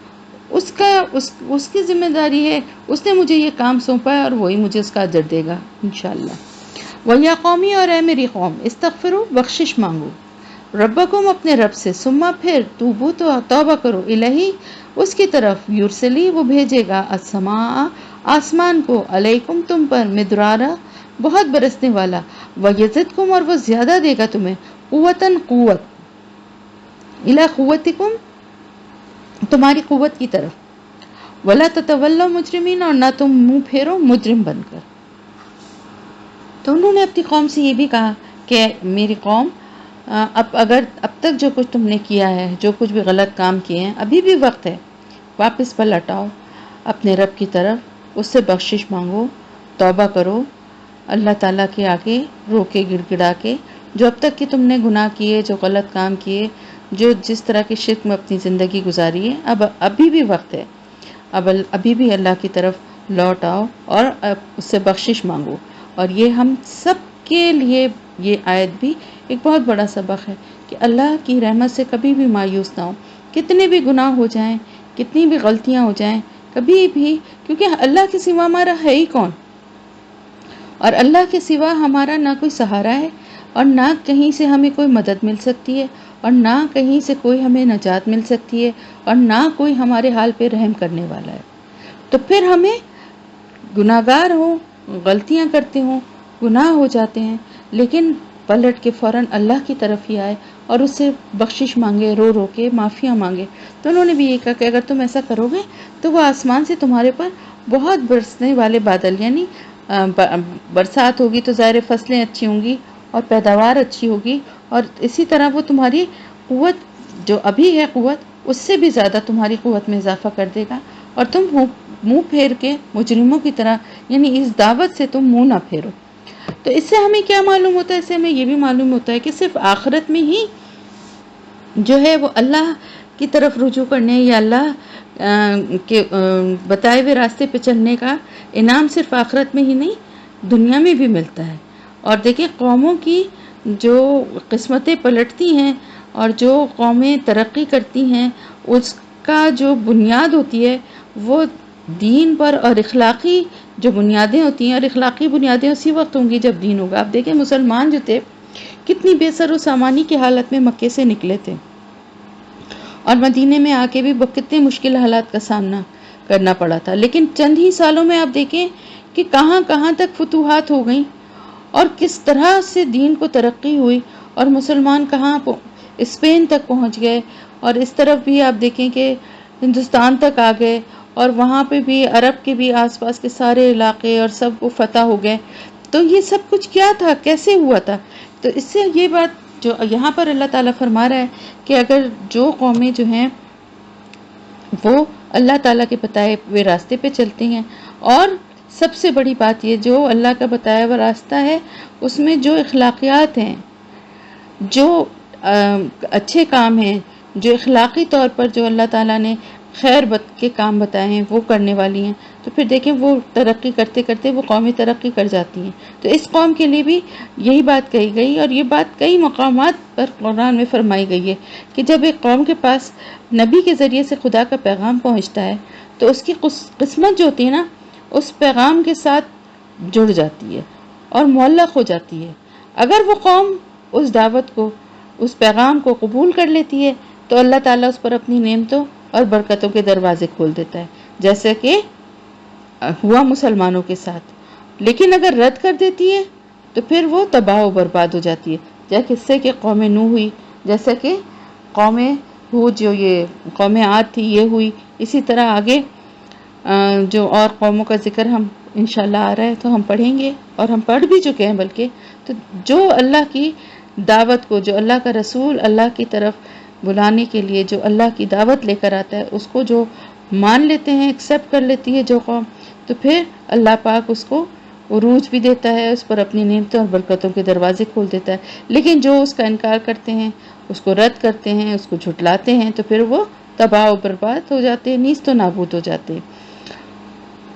تو اسی طرح سے یہ بھی اللہ کے قانون کا یہ بھی ایک قاعدہ ہے کہ جو قوم دنیا کی خوشحالی سے، یعنی دوسری قوموں کو، کافروں کو دیکھتے ہیں کہ وہ بہت خوشحال ہیں، بہت اچھے حال میں ہیں، بہت پیسہ ہے، بہت ہر طرح سے اچھی زندگی گزار رہے ہیں، اور اس سے دھوکہ کھا کر انہی کے راستے پہ چلنے لگتے ہیں، تو پھر ان کا انجام بھی بربادی ہی ہے۔ لیکن اگر وہ اس وقت جب کہ وہ کسی غلط راستے پہ چل رہے ہوں، اس راستے کی طرف جا رہے ہوں، لیکن ان کو احساس ہو جائے اور وہ اپنی غلطی کو محسوس کر لیں اور وہ نافرمانی اللہ کی چھوڑ کر اللہ کی طرف پلٹ آئیں، تو پھر ان کی قسمت پھر بدل جاتی ہے۔ یہ ایک دیکھیں اللہ تعالیٰ بڑا رحیم و کریم ہے نا، وہ یہ بھی ایک موقع دیتا ہے کہ اگر کوئی غلطی سے کسی چیز سے کسی کافر کی متاثر ہو کے اس کے طور طریقے اپنا لیے ہیں، اسی کی طرح کی زندگی گزارنا شروع کر دی ہے، لیکن اس کو ایک دم احساس ہوتا ہے کہ یہ میں کیا کر، یہ تو میرا اللہ تعالیٰ کا بتایا ہوا، اللہ کے رسول نے جو ہمیں راستہ بتایا ہے یہ تو نہیں ہے، اور یہ کر کے تو میں بہت گناہ گار ہو گیا ہوں، تو پھر وہ پلٹ آئے اور اللہ معافی مانگے اور آئندہ کے لیے وہ نافرمانی چھوڑ دے، تو پھر اللہ تعالیٰ اس کی قسمت بدل دیتا ہے اور اس کی مہلت عمل میں اضافہ بھی کر دیا جاتا ہے، اور مستقبل میں بھی اس کے لیے عذاب کی بجائے انعام کا فیصلہ لکھ دیا جاتا ہے۔ تو یہ باتیں جو ہیں یہ انہوں نے اپنی قوم سے کہیں حضرت ہود علیہ السلام نے، اور تم منہ نہ پھیرو مجرم بن کر، ورنہ مجرم وہی بات جو میں نے ابھی آپ کو بتائی کہ اگر مجرموں کی طرح منہ پھیرو گے تو پھر انجام بھی مجرموں والا ہی ہوگا۔ قالو انہوں نے کہا یا ہود، اے ہود، ماں نہیں جیتنا لایا تو ہمارے پاس ببینتن کوئی واضح دلیل، وما اور نہیں ہے نحن ہم بتارکی چھوڑنے والے آلہتنا اپنے الہوں کو ان قولکا تیری بات سے، وما اور نہیں ہے نحن ہم لکا تیرے لیے بمومنین ایمان لانے والے۔ اب جواب کیا دے رہے ہیں؟ پیغمبر اتنی اخلاص اور محبت سے سمجھا رہا ہے، نصیحت کر رہا ہے کہ دیکھو تم دیکھ رہے ہو کہ میں تمہارے درمیان رہا، تمہیں پتہ ہے کہ میرا کیا کردار ہے، اور تم یہ بھی دیکھ رہے ہو کہ میں اپنی کسی ذاتی غرض کے بغیر یہ دعوت و تبلیغ کا کام کر رہا ہوں. یہ تمہیں جو بھی نصیحت کر رہا ہوں، جو اس کے جواب میں جو تم جس طرح کا میرے ساتھ سلوک کر رہے ہو، وہ سب میں برداشت کر رہا ہوں. اور یہ بھی تم کو سوچنا چاہیے کہ میں نے اپنا عیش و آرام چھوڑ دیا ہے. اپنے تو میں دنیا میں نہ کوئی جائیداد بنا رہا ہوں، نہ میں اپنے لیے کچھ کما رہا ہوں. صرف اور صرف جو بھی اللہ کا پیغام میں تم لوگوں تک پہنچا رہا ہوں. کم از کم اس بات پہ تو تم سیریس ہو کر سوچو نا کہ جو شخص اتنی سب کی دشمنی مول لے کے کوئی بات کہہ رہا ہے تو اس کی بات میں کچھ تو وزن ہوگا، اس پہ کچھ سنجیدگی سے غور و فکر تو کرو. اور ساتھ ہی ساتھ یہ بھی انہوں نے ساتھ ہی ساتھ اپنی قوم سے کہا کہ اب تک چلو تم لوگ اگر واپس مطلب پلٹتے ہو اللہ کی طرف اور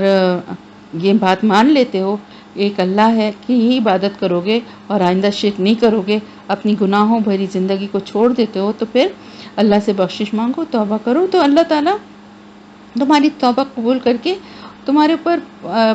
رحمت کی بارشیں ہوں گی، تمہاری اور زمین زرخیز ہوگی، فصلیں اچھی ہوں گی، اور تمہاری قوت میں اللہ تعالیٰ اور اضافہ کر دے گا. یعنی اللہ پاک نے تمہارے یہ جو بھی غلط جو تم کام کر رہے ہو، یہ رویہ ہے، یہ جو شرک ہے، اگر تم اس پہ ڈٹے نہیں رہو گے اور اس سے تائب ہو جاؤ گے تو اللہ تمہیں معاف کر دے گا. لیکن اگر تم اس دعوت سے منہ پھیرو گے تو پھر مجرم بن جاؤ گے، اور پھر مجرموں والا ہی انجام ہوگا. اتنی محبت اور اخلاص سے سمجھانے کا جواب قوم نے یہ دیا کہ ہود، ہم نہیں سمجھتے کہ تم ہمارے پاس کوئی ایسی واضح دلیل یا کوئی ایسی واضح کوئی نشانی، کوئی علامت لے کر آئے ہو جس سے کہ ہم یہ معلوم کر لیں کہ تمہیں اللہ نے بھیجا ہے، اور جو بات تم بتا رہے ہو ہمیں وہی سچ بات ہے، وہ اللہ کا پیغام ہے. تو ایسے تو تمہاری کسی بات پر، ایسے تو تمہارے کسی کہنے پر ہم ان اپنے معبودوں کو چھوڑنے والے نہیں ہیں، کیونکہ ہمارے تو کوئی ایسی نشانی تو ہے لے کر آؤ. یا تو وہی سوال جو ہر قوم نے کیا، جیسے حضرت نوح علیہ السلام کی قوم نے بھی کیا، حضرت صلی اللہ علیہ وسلم سے بھی مطالبے کرتے تھے کہ کوئی واضح نشانی لے کر آؤ جس سے ہمیں پتہ چلے کہ بھئی تم صحیح کہہ رہے ہو. ایسے تو ہم اپنے معبودوں کو چھوڑنے والے نہیں ہیں صرف تمہارے کہنے سے، اور نہ ہی ہم تم پر ایمان لانے والے ہیں، ایسے تو ہم نہیں مان سکتے. تو اب آپ یہ دیکھیں نا کہ جو رسول اللہ کا پیغام بتا رہا ہے یا جو اللہ کی آیات کو بتا رہا ہے، ان میں کیا ہے؟ ان میں وہ ساری نشانیاں موجود ہیں جن پہ اگر غور کرے تو انسان ایمان لے آئے. لیکن لوگ نشانیوں کے طور پہ ایسی نشانی چاہتے ہیں کہ جو خزانے کی شکل میں، فرشتوں کی شکل میں، یا اب آپ دیکھیں آگے ہم جیسے حضرت صالح علیہ السلام کی قوم کا واقعہ پڑھیں گے، یا اور کچھ قوموں کا بھی ہے کہ جنہوں نے معجزات مانگے اور ان کو دکھا بھی دیے گئے، دے بھی دیے گئے، تو کیا وہ ایمان لے آئے؟ بالکل نہیں لائے. اور ہوتا کیا ہے کہ معجزات اگر مانگے جاتے ہیں تو پھر تو ڈیفینیٹلی کنفرم عذاب جو ہے وہ آتا ہے، کیونکہ اللہ کی طرف سے اللہ کی نشانیاں معجزات کی شکل میں جب آئیں اور ان کو دیکھنے کے بعد بھی اگر ڈٹائی دکھائیں اور انکار کریں تو پھر تو عذاب آئے گا ہی آئے گا. تو یہ قوم جو تھی یہ بھی اسی قسم کی بات کر رہی تھی جو کہ اس سے پہلے قوموں نے بھی کی اور بعد میں بھی کی، کہ اگر کوئی ہمیں نشانی نہیں دکھاؤ گے تو ہم ایمان نہیں لائیں گے صرف تمہارے کہنے سے. ان نہیں نقولو، ہم کہتے، اللہ مگر، اعتراء کا کہ معاملہ کیا ہے تمہارے ساتھ بعد بعض آلہتنا ہمارے الہوں نے، بسوء ساتھ کسی تکلیف کے یا ساتھ کسی برائی کے. قالا انہوں نے کہا، انی بے شک میں، اشہد اللہ گواہ بناتا ہوں اللہ کو، واشہدو اور تم گواہ رہو، انی بے شک میں، بری الذمہ ہوں مما ان سے جنہیں تشرکون تم شریک کرتے ہو. اب کیا بات کہی انہوں نے؟ بجائے اس کے کہ کچھ اپنی اصلاح کرتے، کہنے لگے کہ تم جو باتیں کر رہے ہو نا، اس سے تو ہمیں ایسا لگتا ہے کہ ہمارے جن معبودوں کا تم مذاق اڑاتے ہو، جن کی عبادت کرنے سے ہمیں روکتے ہو، انہوں نے تمہارے ساتھ ہی کچھ معاملہ ایسا کر دیا ہے. یعنی یہ کہ تم نے جو ہماری ان دیوی دیوتاؤں کی یا ہمارے جو بزرگوں کی جن کی ہم عبادت کرتے ہیں، ان کی تم نے کوئی ایسی ان کی جو گستاخی کرتے ہو، ان کے لیے جو یہ سب باتیں کہتے ہو نا، اسی کا نتیجہ یہ ہے کہ آج تم اس طرح کی بہکی بہکی باتیں کر رہے ہو. اور وہی بستی جس میں کل تو عزت کے ساتھ رہتا تھا، آج وہاں گالیوں اور پتھروں سے تیری تواضع ہو رہی ہے۔ یہ نہیں سمجھ رہے کہ یہ اللہ کا پیغام پہنچانے کے لیے لوگوں تک وہ یہ تکلیفیں اٹھا رہے ہیں، بلکہ کہہ رہے ہیں کہ تم نے ہمارے دیوی دیوتاؤں کی جو برائیاں کرتے ہو اور ان کی عبادت کرنے سے ہمیں روکتے ہو نا، ان لوگوں نے ہی تمہارے ساتھ یہ کچھ ایسا کیا ہے کہ تم اس طرح کی بہکی بہکی باتیں کرنے لگے ہو، ورنہ عزت سے جس طرح رہ رہے تھے آج تم دیکھو کیا تمہارا حال ہے۔ انہوں نے جواب میں کیا کہا؟ انہوں نے جواب میں یہ کہا کہ تم جو یہ بات کہتے ہو کہ میں کوئی نشانی لے کر نہیں آیا، تو میں تو سب سے بڑی نشانی، یہ گواہی، یہ شہادت لے کر آیا ہوں، اللہ کی شہادت۔ چھوٹی چھوٹی نشانیاں دکھانے کے بجائے میں تو سب سے بڑی شہادت اس اللہ کی پیش کر رہا ہوں، جو کہ اس ساری کائنات میں ہر جگہ جس کا جلوہ نظر آ رہا ہے، ہر چیز میں اس کی نشانی موجود ہے۔ میں تو سب سے بڑی یہ نشانیاں تمہیں دکھا رہا ہوں، اور یہ سب سے بڑی گواہی ہے کہ جو حقیقت میں نے تم سے، جو باتیں میں نے تم سے بیان کی ہیں، وہ سب کی سب سراسر حق ہیں، ان میں جھوٹ کا کوئی شائبہ نہیں ہے، اور جو باتیں تم کہتے ہو اور جو تصورات تم نے بنا کے رکھے ہوئے وہ سب جھوٹے ہیں، اور ان میں ذرا برابر سچائی کا شائبہ نہیں ہے۔ دونوں میں ڈفرنس یہی ہے کہ میں سچی بات کرتا ہوں، اور میری بات کی سب سے بڑی گواہی اللہ تعالیٰ کی گواہی سب سے بڑی ہے، جو کائنات کی ہر چیز پہ اگر غور کرو تو اس میں تمہیں ایک نشانی نظر آئے گی، اور تم جو باتیں کرتے ہو اس کی تمہارے پاس کوئی دلیل، کوئی جواز نہیں ہے، ان میں ذرا برابر بھی سچائی نہیں ہے۔ اور یہ جو وہ تم کہتے ہو نا کہ تمہارے معبودوں نے میرے ساتھ ایسا کیا ہے، اور تم میرے کہنے پہ اپنے معبودوں کو چھوڑنے کے لیے تیار نہیں ہو، تو ان کی بات، اس بات کا جواب یہ ہے کہ میرا بھی یہ فیصلہ تم سن لو کہ میں بھی تمہارے ان معبودوں سے قطعی بیزار ہوں، میں ان سے بری و ذمہ ہوں، جن کو ساتھ جنہیں تم اللہ کے ساتھ شریک کرتے ہو۔ تو تم یہ اس بات کے لیے گواہ رہو کہ میں صرف اللہ کو گواہ بناتا ہوں، اور تم بھی اس بات کے گواہ رہو کہ میں ان سب سے بری و ذمہ ہونے کا اعلان کرتا ہوں، ان سب کو جنہیں تم اللہ کے ساتھ شریک ٹھہراتے ہو اور جن کو تم الہ سمجھتے ہو، من دون ہی، اس کے سوا، فقیدونی، پس چال چلو میرے ساتھ، جمیعاً سب کے سب، ثم پھر لا تنظرون، نہ تم مہلت دو مجھے۔ اور اگر تم یہ سمجھتے ہو کہ تمہارے معبودوں نے ایسا مجھے نقصان پہنچایا ہے یا وہ پہنچانے کی کوئی قدرت رکھتے ہیں، تو ٹھیک ہے، ان کے ساتھ تم بھی مل جاؤ، سب کے سب مل کے میرے خلاف سازشیں کرو، سب کے سب مل کے مجھے نقصان پہنچانے کی کوششیں کرو، اور مجھے کوئی مہلت بھی نہ دو۔ مجھے نہیں چاہیے تمہاری کوئی مہلت یا تمہاری طرف سے کوئی ذرا سا بھی کوئی رحم۔ ٹھیک ہے، تم سب میرے خلاف ہو جاؤ اور سب مل کے میرے خلاف سازشیں کرو۔ انی، بے شک میں، توکل کیا میں نے، اللہ، اللہ پر، ربی، جو رب ہے میرا، وہ ربکم، اور رب ہے تمہارا، ما من دابت، نہیں کوئی جاندار، الا مگر، ہوا وہ، آخذن، پکڑنے والا ہے، بناصیتہا، اس کی پیشانی کو، انا، بے شک، ربی، میرا رب، اللہ صراط مستقیم، سیدھے راستے پر ہے۔ تو اپنے رب کے اوپر توکل کیا ہے، اس اللہ پہ، اس رب پہ جو کہ میرا بھی رب ہے اور تمہارا بھی رب ہے۔ تم اپنی عقل سے کام نہیں لیتے اور غور نہیں کرتے، اور میری باتوں پہ غور نہیں کرتے، کائنات کی نشانیوں پہ غور نہیں کرتے، ورنہ تمہیں بھی اس بات کا اندازہ ہے کہ وہی رب ہے جو میرا بھی ہے اور تمہارا بھی ہے، اور اسی پر میں نے توکل کیا۔ مجھے تمہارا کوئی خوف اور خطرہ نہیں ہے کہ تم مجھے کوئی نقصان پہنچا دو گے، تم قدرت ہی نہیں رکھتے، اختیار ہی نہیں رکھتے، میرا رب رکھتا ہے۔ تم سب مل کے سازشیں کر کے مجھے نقصان پہنچانے کی کوشش کرو اور مجھے ذرا بھی مہلت نہ دو۔ میں نے تو اپنے اللہ پہ توکل کر لیا ہے، جو کہ میرا بھی رب ہے اور تمہارا بھی رب ہے، اور وہی بہتر فیصلہ کرنے والا ہے، اور وہی سب کو بچانے والا ہے۔ مطلب جو اللہ کے بتائے ہوئے راستے پہ چلتے ہیں، دیکھیں نا پیغمبروں کو اور ان کے ساتھ جو ایمان لاتے تھے، ان کو اللہ کس طرح بچا لیتا تھا، اور کوئی بھی ایسا جاندار نہیں ہے جس کی پیشانی اس کی گرفت میں، پیشانی یا چوٹی جسے کہتے ہیں نا، بناصیتی، تو جو کہ وہ اللہ کی گرفت میں نہ ہو۔ یہ بات کیوں کہی گئی کہ کوئی بھی ایسا جاندار نہیں جس کی چوٹی، آپ دیکھیں بالوں میں نا ایسی وہ ہے کہ اگر کسی کو گرفت میں اپنے کرنا ہے تو اگر آپ اس کی چوٹی کو پیچھے سے پکڑ کے کس کے اور اس کو جکڑ لینا تو وہ ہل بھی نہیں سکتا۔ وہ ایسی چیز ہے کہ بال سارے اگر کسی کے کھینچ کے سر کے اور اس کو پکڑ لیا جائے تو وہ اپنے آپ کو ہلا بھی نہیں سکتا. تو اسی لیے یہ بات اللہ تعالیٰ فرما رہے ہیں کہ کوئی جاندار ایسا نہیں ہے، یعنی اللہ کے قبضہ قدرت سے کوئی بھی باہر نہیں ہے، کوئی بھی آزاد نہیں ہے. ہر ایک جو ہے اللہ کے قدرت میں، اللہ کے قبضے میں ہے، اللہ کے گرفت میں ہے. یہ اللہ کی رحمت ہے کہ وہ ڈھیل دے رہا ہے، لیکن وہ جب چاہے وہ کھینچ سکتا ہے، پکڑ سکتا ہے. اور ہوا ایسا ہی. انہوں نے کہا کوئی جاندار بھی ایسا نہیں ہے جس کی چوٹی جو ہے وہ اللہ کے ہاتھ میں نہ ہو، یعنی اللہ کے قبضہ قدرت میں نہ ہو. اور یہ دعا بھی ہم مانگتے ہیں جس میں یہ ایک حصہ ہے جس میں یہ کہ ہم میری جو چوٹی ہے یا میری جو پیشانی تو نہیں کہتے، چوٹی کو ہی کہتے ہیں، کہ وہ جو ہے وہ اللہ کے قبضہ قدرت میں ہے.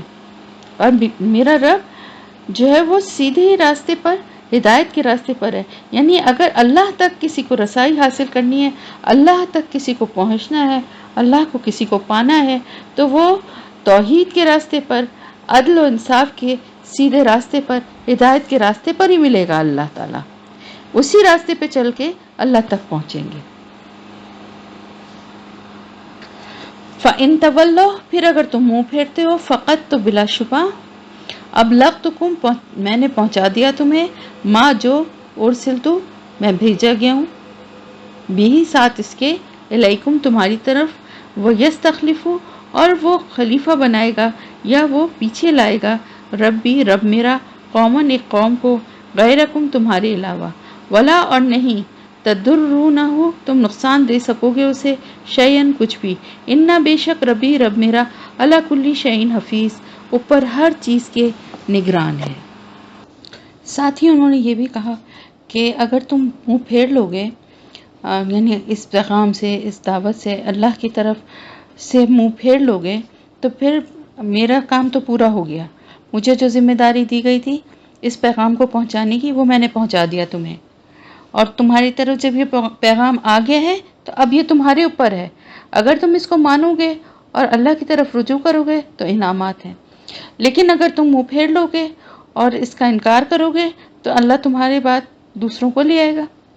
تمہارا جانشین، تمہارا خلیفہ، تمہارے پیچھے آنے والی اور قومیں لے آئے گا. تو میرا رب جو ہے وہ کسی اور قوم کو تمہارے علاوہ، تمہارے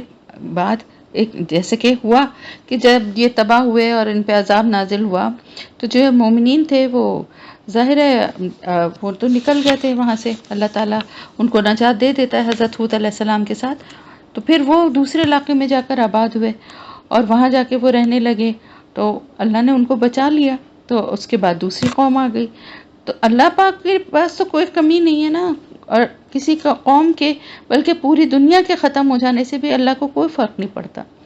تو یہی بات انہوں نے اپنی قوم کو بھی سمجھائی کہ اللہ نے مجھے جو پیغام دے کے بھیجا تھا، میری ذمہ داری تو اس پیغام کو پہنچانا تھا، میں نے پہنچا دیا. تم مان لیتے، ابھی بھی وقت ہے، اگر مان لو گے تو تمہارے اوپر انعامات کی بارش ہوگی، لیکن اگر تم نہیں مانو گے، منہ پھیرو گے، تو اللہ کو کوئی فرق نہیں پڑتا، وہ تمہاری جگہ کسی اور قوم کو لے آئے گا، اور تم اللہ کو کوئی نقصان نہیں پہنچا سکتے. یعنی اللہ کو تو کوئی نقصان نہیں پہنچا سکتے، بلکہ تم اب اللہ کی طرف سے جو نقصان تمہیں پہنچنے والا ہے اس کو بھی تم نہیں روک سکتے. اور تم اگر یہ سمجھتے ہو کہ تم یہ سب کچھ کر کے تم اللہ کو کوئی نقصان پہنچا رہے ہو، یعنی تم ایمان نہیں لا رہے ہو تو اللہ کو کوئی فرق پڑتا ہے، ایسا کچھ نہیں. اس میں بھی نقصان تمہارا ہی ہے. میرا رب جو ہے وہ تو ہر چیز کا نگران ہے، ہر چیز سے باخبر اور نگران ہے ہر چیز پر. اس کو ان سب باتوں سے کوئی فرق نہیں پڑتا اور تم اس کا کچھ بھی نہیں بگاڑ سکتے. ولما، اور جب جا آ گیا، امرنا فیصلہ ہمارا، نجینا نجات دی ہم نے، ہود علیہ السلام کو، والذین آمنوا، اور ان لوگوں کو جو ایمان لائے، معہو ساتھ اس کے، برحمتن ساتھ رحمت کے، منا ہماری طرف سے، ونجیناہم، اور نجات دی ہم نے انہیں، من عذاب غلیظ، سخت عذاب سے. پھر اللہ تعالیٰ فرما رہے ہیں کہ جب یہ حجت پوری ہو گئی، یہ سب باتیں کہہ دی پیغمبر نے کہ بھئی تم نہیں مانو گے تو اب عذاب آئے گا، لیکن آپ کو معلوم ہے کہ ہم جیسے پڑھتے آ رہے ہیں کہ اتنے وہ ڈھیٹ اور سرکش قومیں تھیں کہ وہ اس کے باوجود نہیں ڈرتی تھیں اور کہتی تھیں آ جائیں عذاب. تو پھر اللہ تعالیٰ فرمانے کہ پھر ہمارا فیصلہ آ گیا، یعنی جو عذاب کا فیصلہ تھا وہ آ گیا ان کے اوپر، اور نجات دے دی ہم نے ہود کو اور ان لوگوں کو جو ایمان لائے تھے. یعنی ہمیشہ کی طرح جیسے اللہ کا، یہ بھی اللہ کی سنت، اللہ کا قاعدہ ہے کہ اللہ تعالیٰ پیغمبروں کو اور اہل ایمان کو اللہ پاک بچا لیتا ہے. تو ان کو اللہ تعالیٰ نے فرمایا کہ اپنی رحمت کے ساتھ ہم نے ان کو جو ہے وہ نجات دے دی، ان کو ہم نے بچا لیا، اور سخت عذاب سے ہم نے بھی ان کو محفوظ رکھا. تو وہ سخت عذاب کیا تھا اس کی تفسیر آگے بھی آئے گی تو ہم پڑھیں گے. اور وہ عذاب یہ تھا کہ تیز ہواؤں کا، بہت تیز ہوائیں تھیں اور انتہائی سرد ہوائیں تھیں، برفانی ہوائیں. اور وہ اتنی، یعنی ان ہواؤں میں شدت تھی، اور وہ جو چلنا شروع ہوئی ہیں تو وہ 7 راتیں اور 8 دن وہ ہوائیں چلتی رہی ہیں. استغفر اللہ، استغفر اللہ. اللہ اپنی پناہ میں رکھے، اللہ اپنے عذاب سے، اپنے غضب سے اپنی پناہ میں رکھے ہم سب کو، آمین یا رب العالمین. آپ سوچیں کبھی آندھی آتی ہے، تیز ہوائیں چلتی ہیں، کیسا دل گھبراتا ہے، کتنا ڈر لگتا ہے، کھڑکی دروازے بجنے لگتے ہیں، سائن بورڈز گر جاتے ہیں، سڑک پہ چلنے والوں کے لیے خطرہ ہوتا ہے، درخت ٹوٹ کے گر جاتے ہیں، کتنا ہوتا ہے نا رسکی اور خطرناک. کچھ گھنٹوں، کچھ ٹائم کی بات ہوتی ہے. سوچیں دن رات مستقل انتہائی تیز و تند ہوائیں اور یخ بستہ برفیلی، اتنی دیر تک، یعنی کہ چلو گھنٹہ 2 گھنٹہ کوئی ٹھنڈک یا سردی کی لہر ہوتی ہے، یا رات بھر سردی، پھر دن میں سورج نکل آتا ہے، کچھ کوئی ایسا نہیں. صرف ہوائیں چلتی رہیں اور ان ہواؤں سے درخت تک اکھڑ اکھڑ کے گر گئے، اور لوگ بھی ایسے جیسے درخت کے تنے جیسے اکھڑے ہوئے ہوتے ہیں نا، اس طرح سے لوگ بھی جیسے اجڑے ہوئے اور ٹکڑے ہوئے ہوئے وہ ان ہواؤں کی زد میں آ کے پڑے ہوئے تھے جب وہ ہوائیں رکی ہیں. تو اس طرح کا وہ عذاب تھا. وَتِلْكَ عاد، اور یہ عاد، یہ تھے عاد، جہدوا، انہوں نے انکار کیا، بِآیاتِ ربہم، اپنے رب کی آیات کا، وَعَصَوا، اور انہوں نے نافرمانی کی، رسولہ، اس کے رسولوں کی، وَاتَّبَعوا، اور انہوں نے پیروی کی، امرہ، حکم کی، کلی، ہر، جبارن عنید، ہر جبار اور اناد رکھنے والا سرکش. اللہ تعالیٰ فرما رہا ہے یہ تھے عاد، یعنی یہ تھی وہ قوم عاد جنہوں نے اللہ کی، اپنے رب کی آیات کا انکار کیا، اپنے رسولوں کی نافرمانی کی. اور اس کی ان کو پھر کیا سزا ملی؟ یعنی اللہ کا کفر کرنا اور اللہ کے پیغمبروں کی نافرمانی کرنا، ان کی بات نہ ماننا. تو یہ بات یاد رہے کہ یہاں پر ہے رسولہ ہے، اس کے رسولوں کی. تو رسول تو ایک ہی آئے تھے نا، جو اس قوم میں آئے تھے، قوم عاد میں حضرت ہود علیہ السلام ہی آئے تھے نا. لیکن رسولوں کی بات یہاں اس لیے کی گئی، ایک رسول کا نافرمان سب کا نافرمان ہوا نا، کیونکہ پیغام تو ایک ہی ہے، دین کی دعوت تو ایک ہی ہے. تو جو ایک کا انکار کر رہا ہے اس کا مطلب ہے وہ سب کا ہی انکار کر رہا ہے. تو انہوں نے اللہ کا انکار کیا، اللہ کے رسولوں کی بات نہ مانی، اور پھر جو ان کی قوم میں جو ضدی اور سرکش تھے، جو کہ نافرمان تھے، ان کی بات مانی، ان کے حکم کی پیروی کی، ان کے حکم پر چلے. تو پھر اس کا نتیجہ کیا ہوگا؟ اس کا نتیجہ یہ ہوگا وَأُتْبِعُوا، اور پیچھے لگا دی گئی، ان کے پیچھے لگاتی گئی، فی ہذہ الدنیا، اس دنیا میں، لعنتاً، لعنت، ویوم القیامہ، اور قیامت کے دن بھی، الا، خبردار، بے شک، انا، بے شک، عاد نے، کفروا، کفر کیا، انکار کیا، ربہم، اپنے رب کا، الا، خبردار، بعداً، دوری ہے، لعادن، عاد کے لیے، قوم ہود، جو ہود علیہ السلام کی قوم تھی. تو اللہ تعالیٰ فرمانے اس وجہ سے کہ جو انہوں نے اللہ کی آیات کا انکار کیا اور اپنے رسولوں کی نافرمانی کی، اور اپنی قوم کے جو سرکش اور اناد رکھنے والے، جو ضد میں اڑے ہوئے لوگ تھے، جو حق کا انکار کرنے والے لوگ تھے، ان کے ہر حکم کی پیروی کی، ان کا ساتھ دیا، تو پھر اس کے نتیجے میں ان کے پیچھے اس دنیا میں بھی ان پر لعنت لگا دی گئی۔ کیسی لعنت تھی؟ عذاب، اللہ کا عذاب آیا نا، تو اللہ کا عذاب جو ہے وہ اللہ کی لعنت ہی ہے نا۔ تو اللہ کی اور اللہ کے مومن بندوں کی لعنت دنیا میں بھی ان پر ہے، اور قیامت کے دن بھی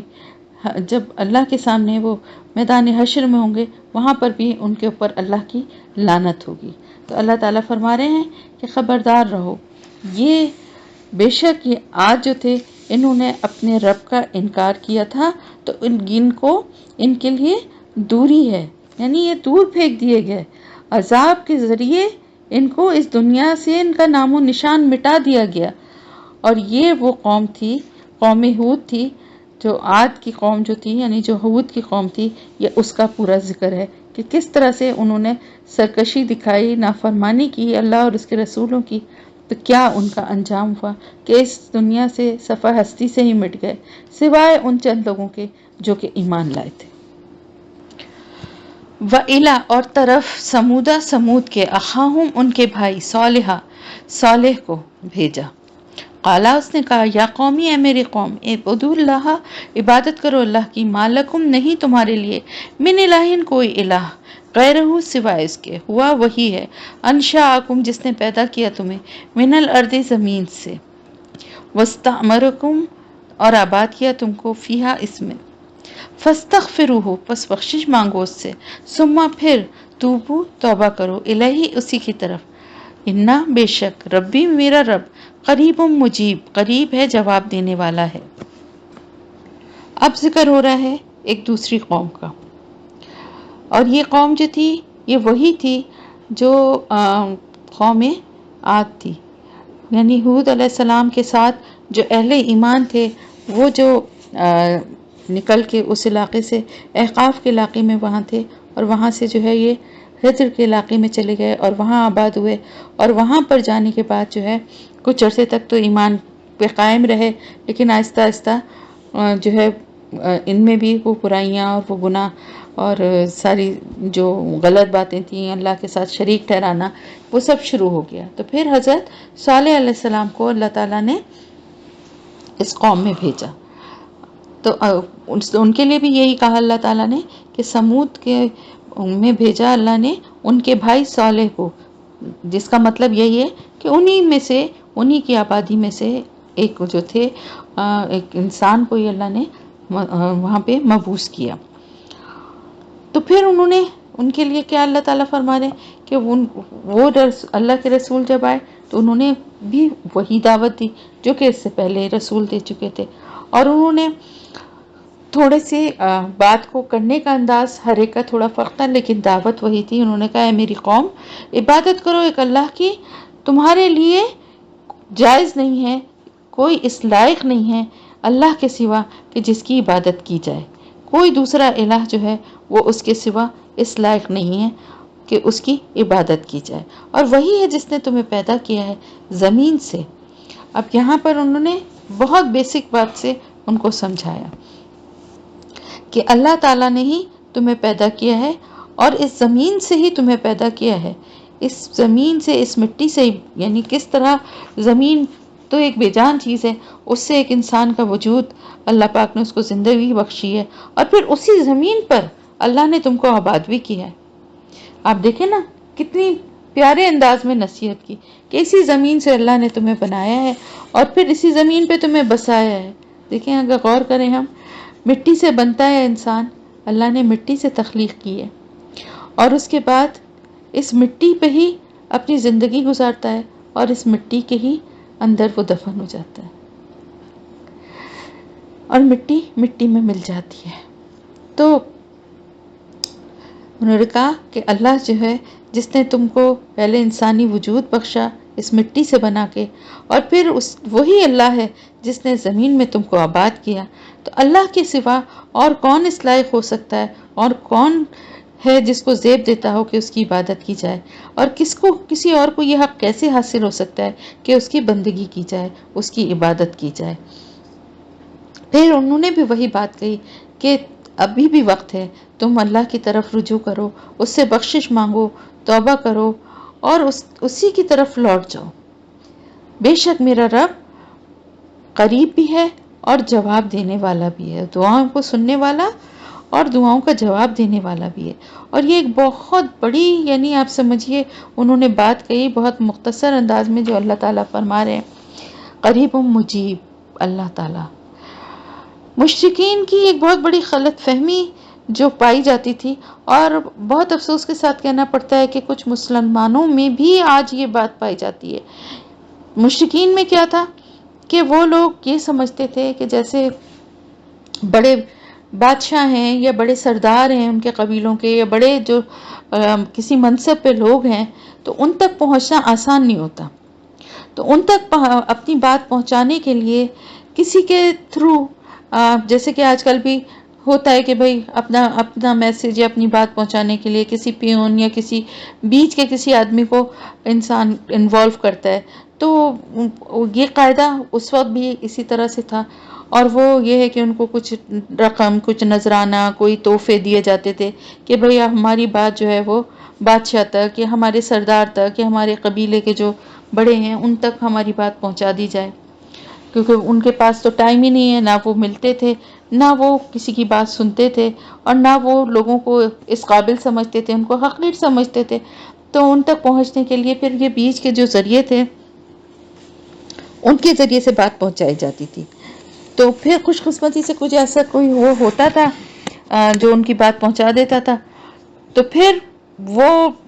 بادشاہ یا سردار جو ہوتے تھے وہ ان کا غرور و تکبر اس حد تک ہوتا تھا کہ وہ ڈائریکٹلی پھر اس آدمی کو بلاتے بھی نہیں تھے، بلکہ جو کچھ دینا دلانا ہوتا تھا وہ بھی کسی کے ذریعے، اسی آدمی کے ذریعے ہی سے کر دیا کرتے تھے۔ تو اس وجہ سے اب وہ لوگ یہ غلط جو سوچ اور کنسپٹ جو دماغ میں آیا نا لوگوں کے، وہ یہ کہ دنیاوی معاملات میں جو بڑے عہدے پہ یا کوئی ایسی شخصیت ہیں، تو وہ جب اتنے ان کے نخرے ہیں اور ان تک بات پہنچانا اتنا مشکل ہے، تو اللہ تو پروردگار عالم ہے، اور پوری دنیا کے لوگ جو ہیں وہ اس سے مانگتے ہیں اور اس تک وہ مطلب اپنی ضرورت اس سے بیان کرتے ہیں۔ اللہ کے پاس نعوذ باللہ جو ان کی سوچ تھی، اللہ کے پاس اتنا ٹائم کیسے کہ وہ ایک ایک کی سنے گا یا ایک ایک، تو ہم اپنی بات کو میں اثر پیدا کرنے کے لیے، ڈائریکٹ اللہ تک پہنچانے کے لیے ہم کسی بزرگ کا، کسی بت کا سہارا لیتے ہیں کہ جو یہ اللہ کے پسندیدہ لوگ ہیں، یہ ہماری بات کو اللہ تک جلدی پہنچا دیں گے۔ سمجھ گئے نا بات؟ اور آج بھی دیکھیں جو پیروں فقیروں کے پاس جاتے ہیں یا مزاروں پہ جاتے ہیں لوگ، تو وہ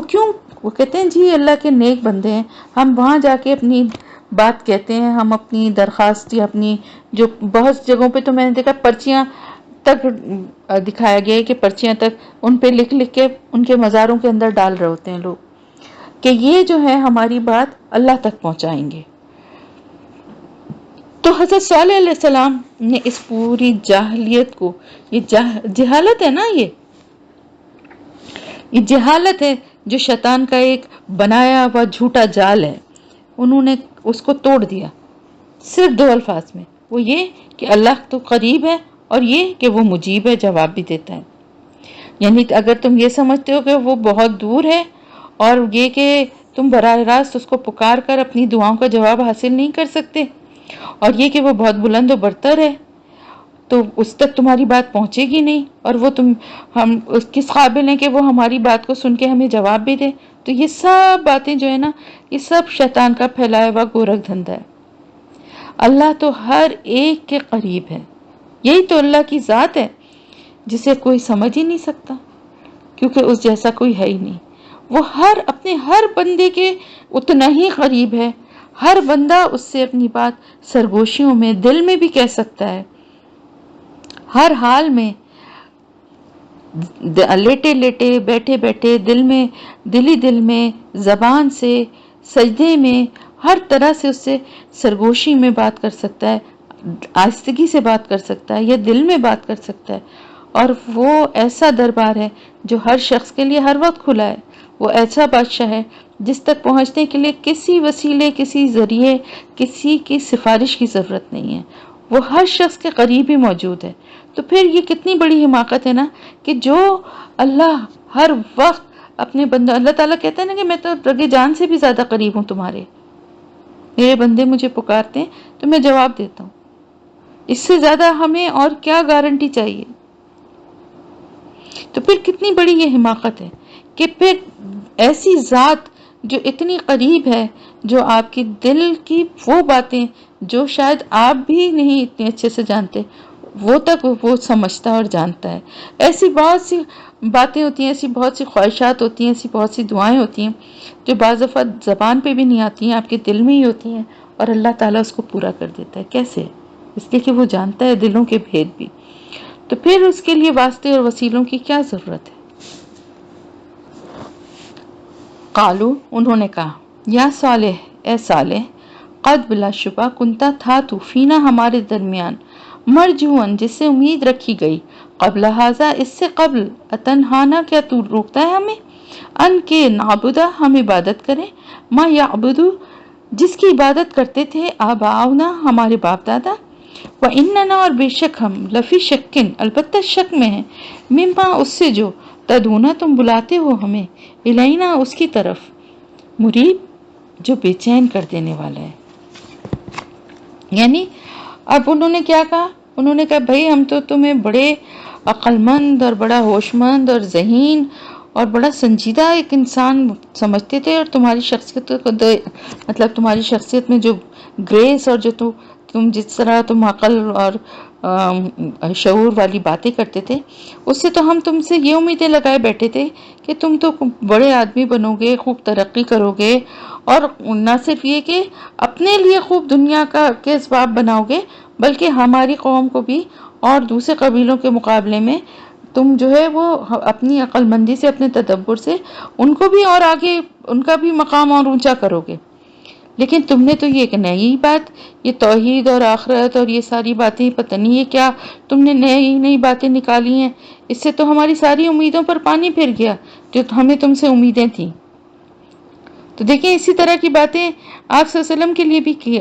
مشرکین کیا کرتے تھے نا. تو یہ سب باتیں جو دوبارہ سے بیان کی جا رہی ہیں، پیغمبروں کا حال ہم پڑھ چکے ہیں اس سے پہلے بھی،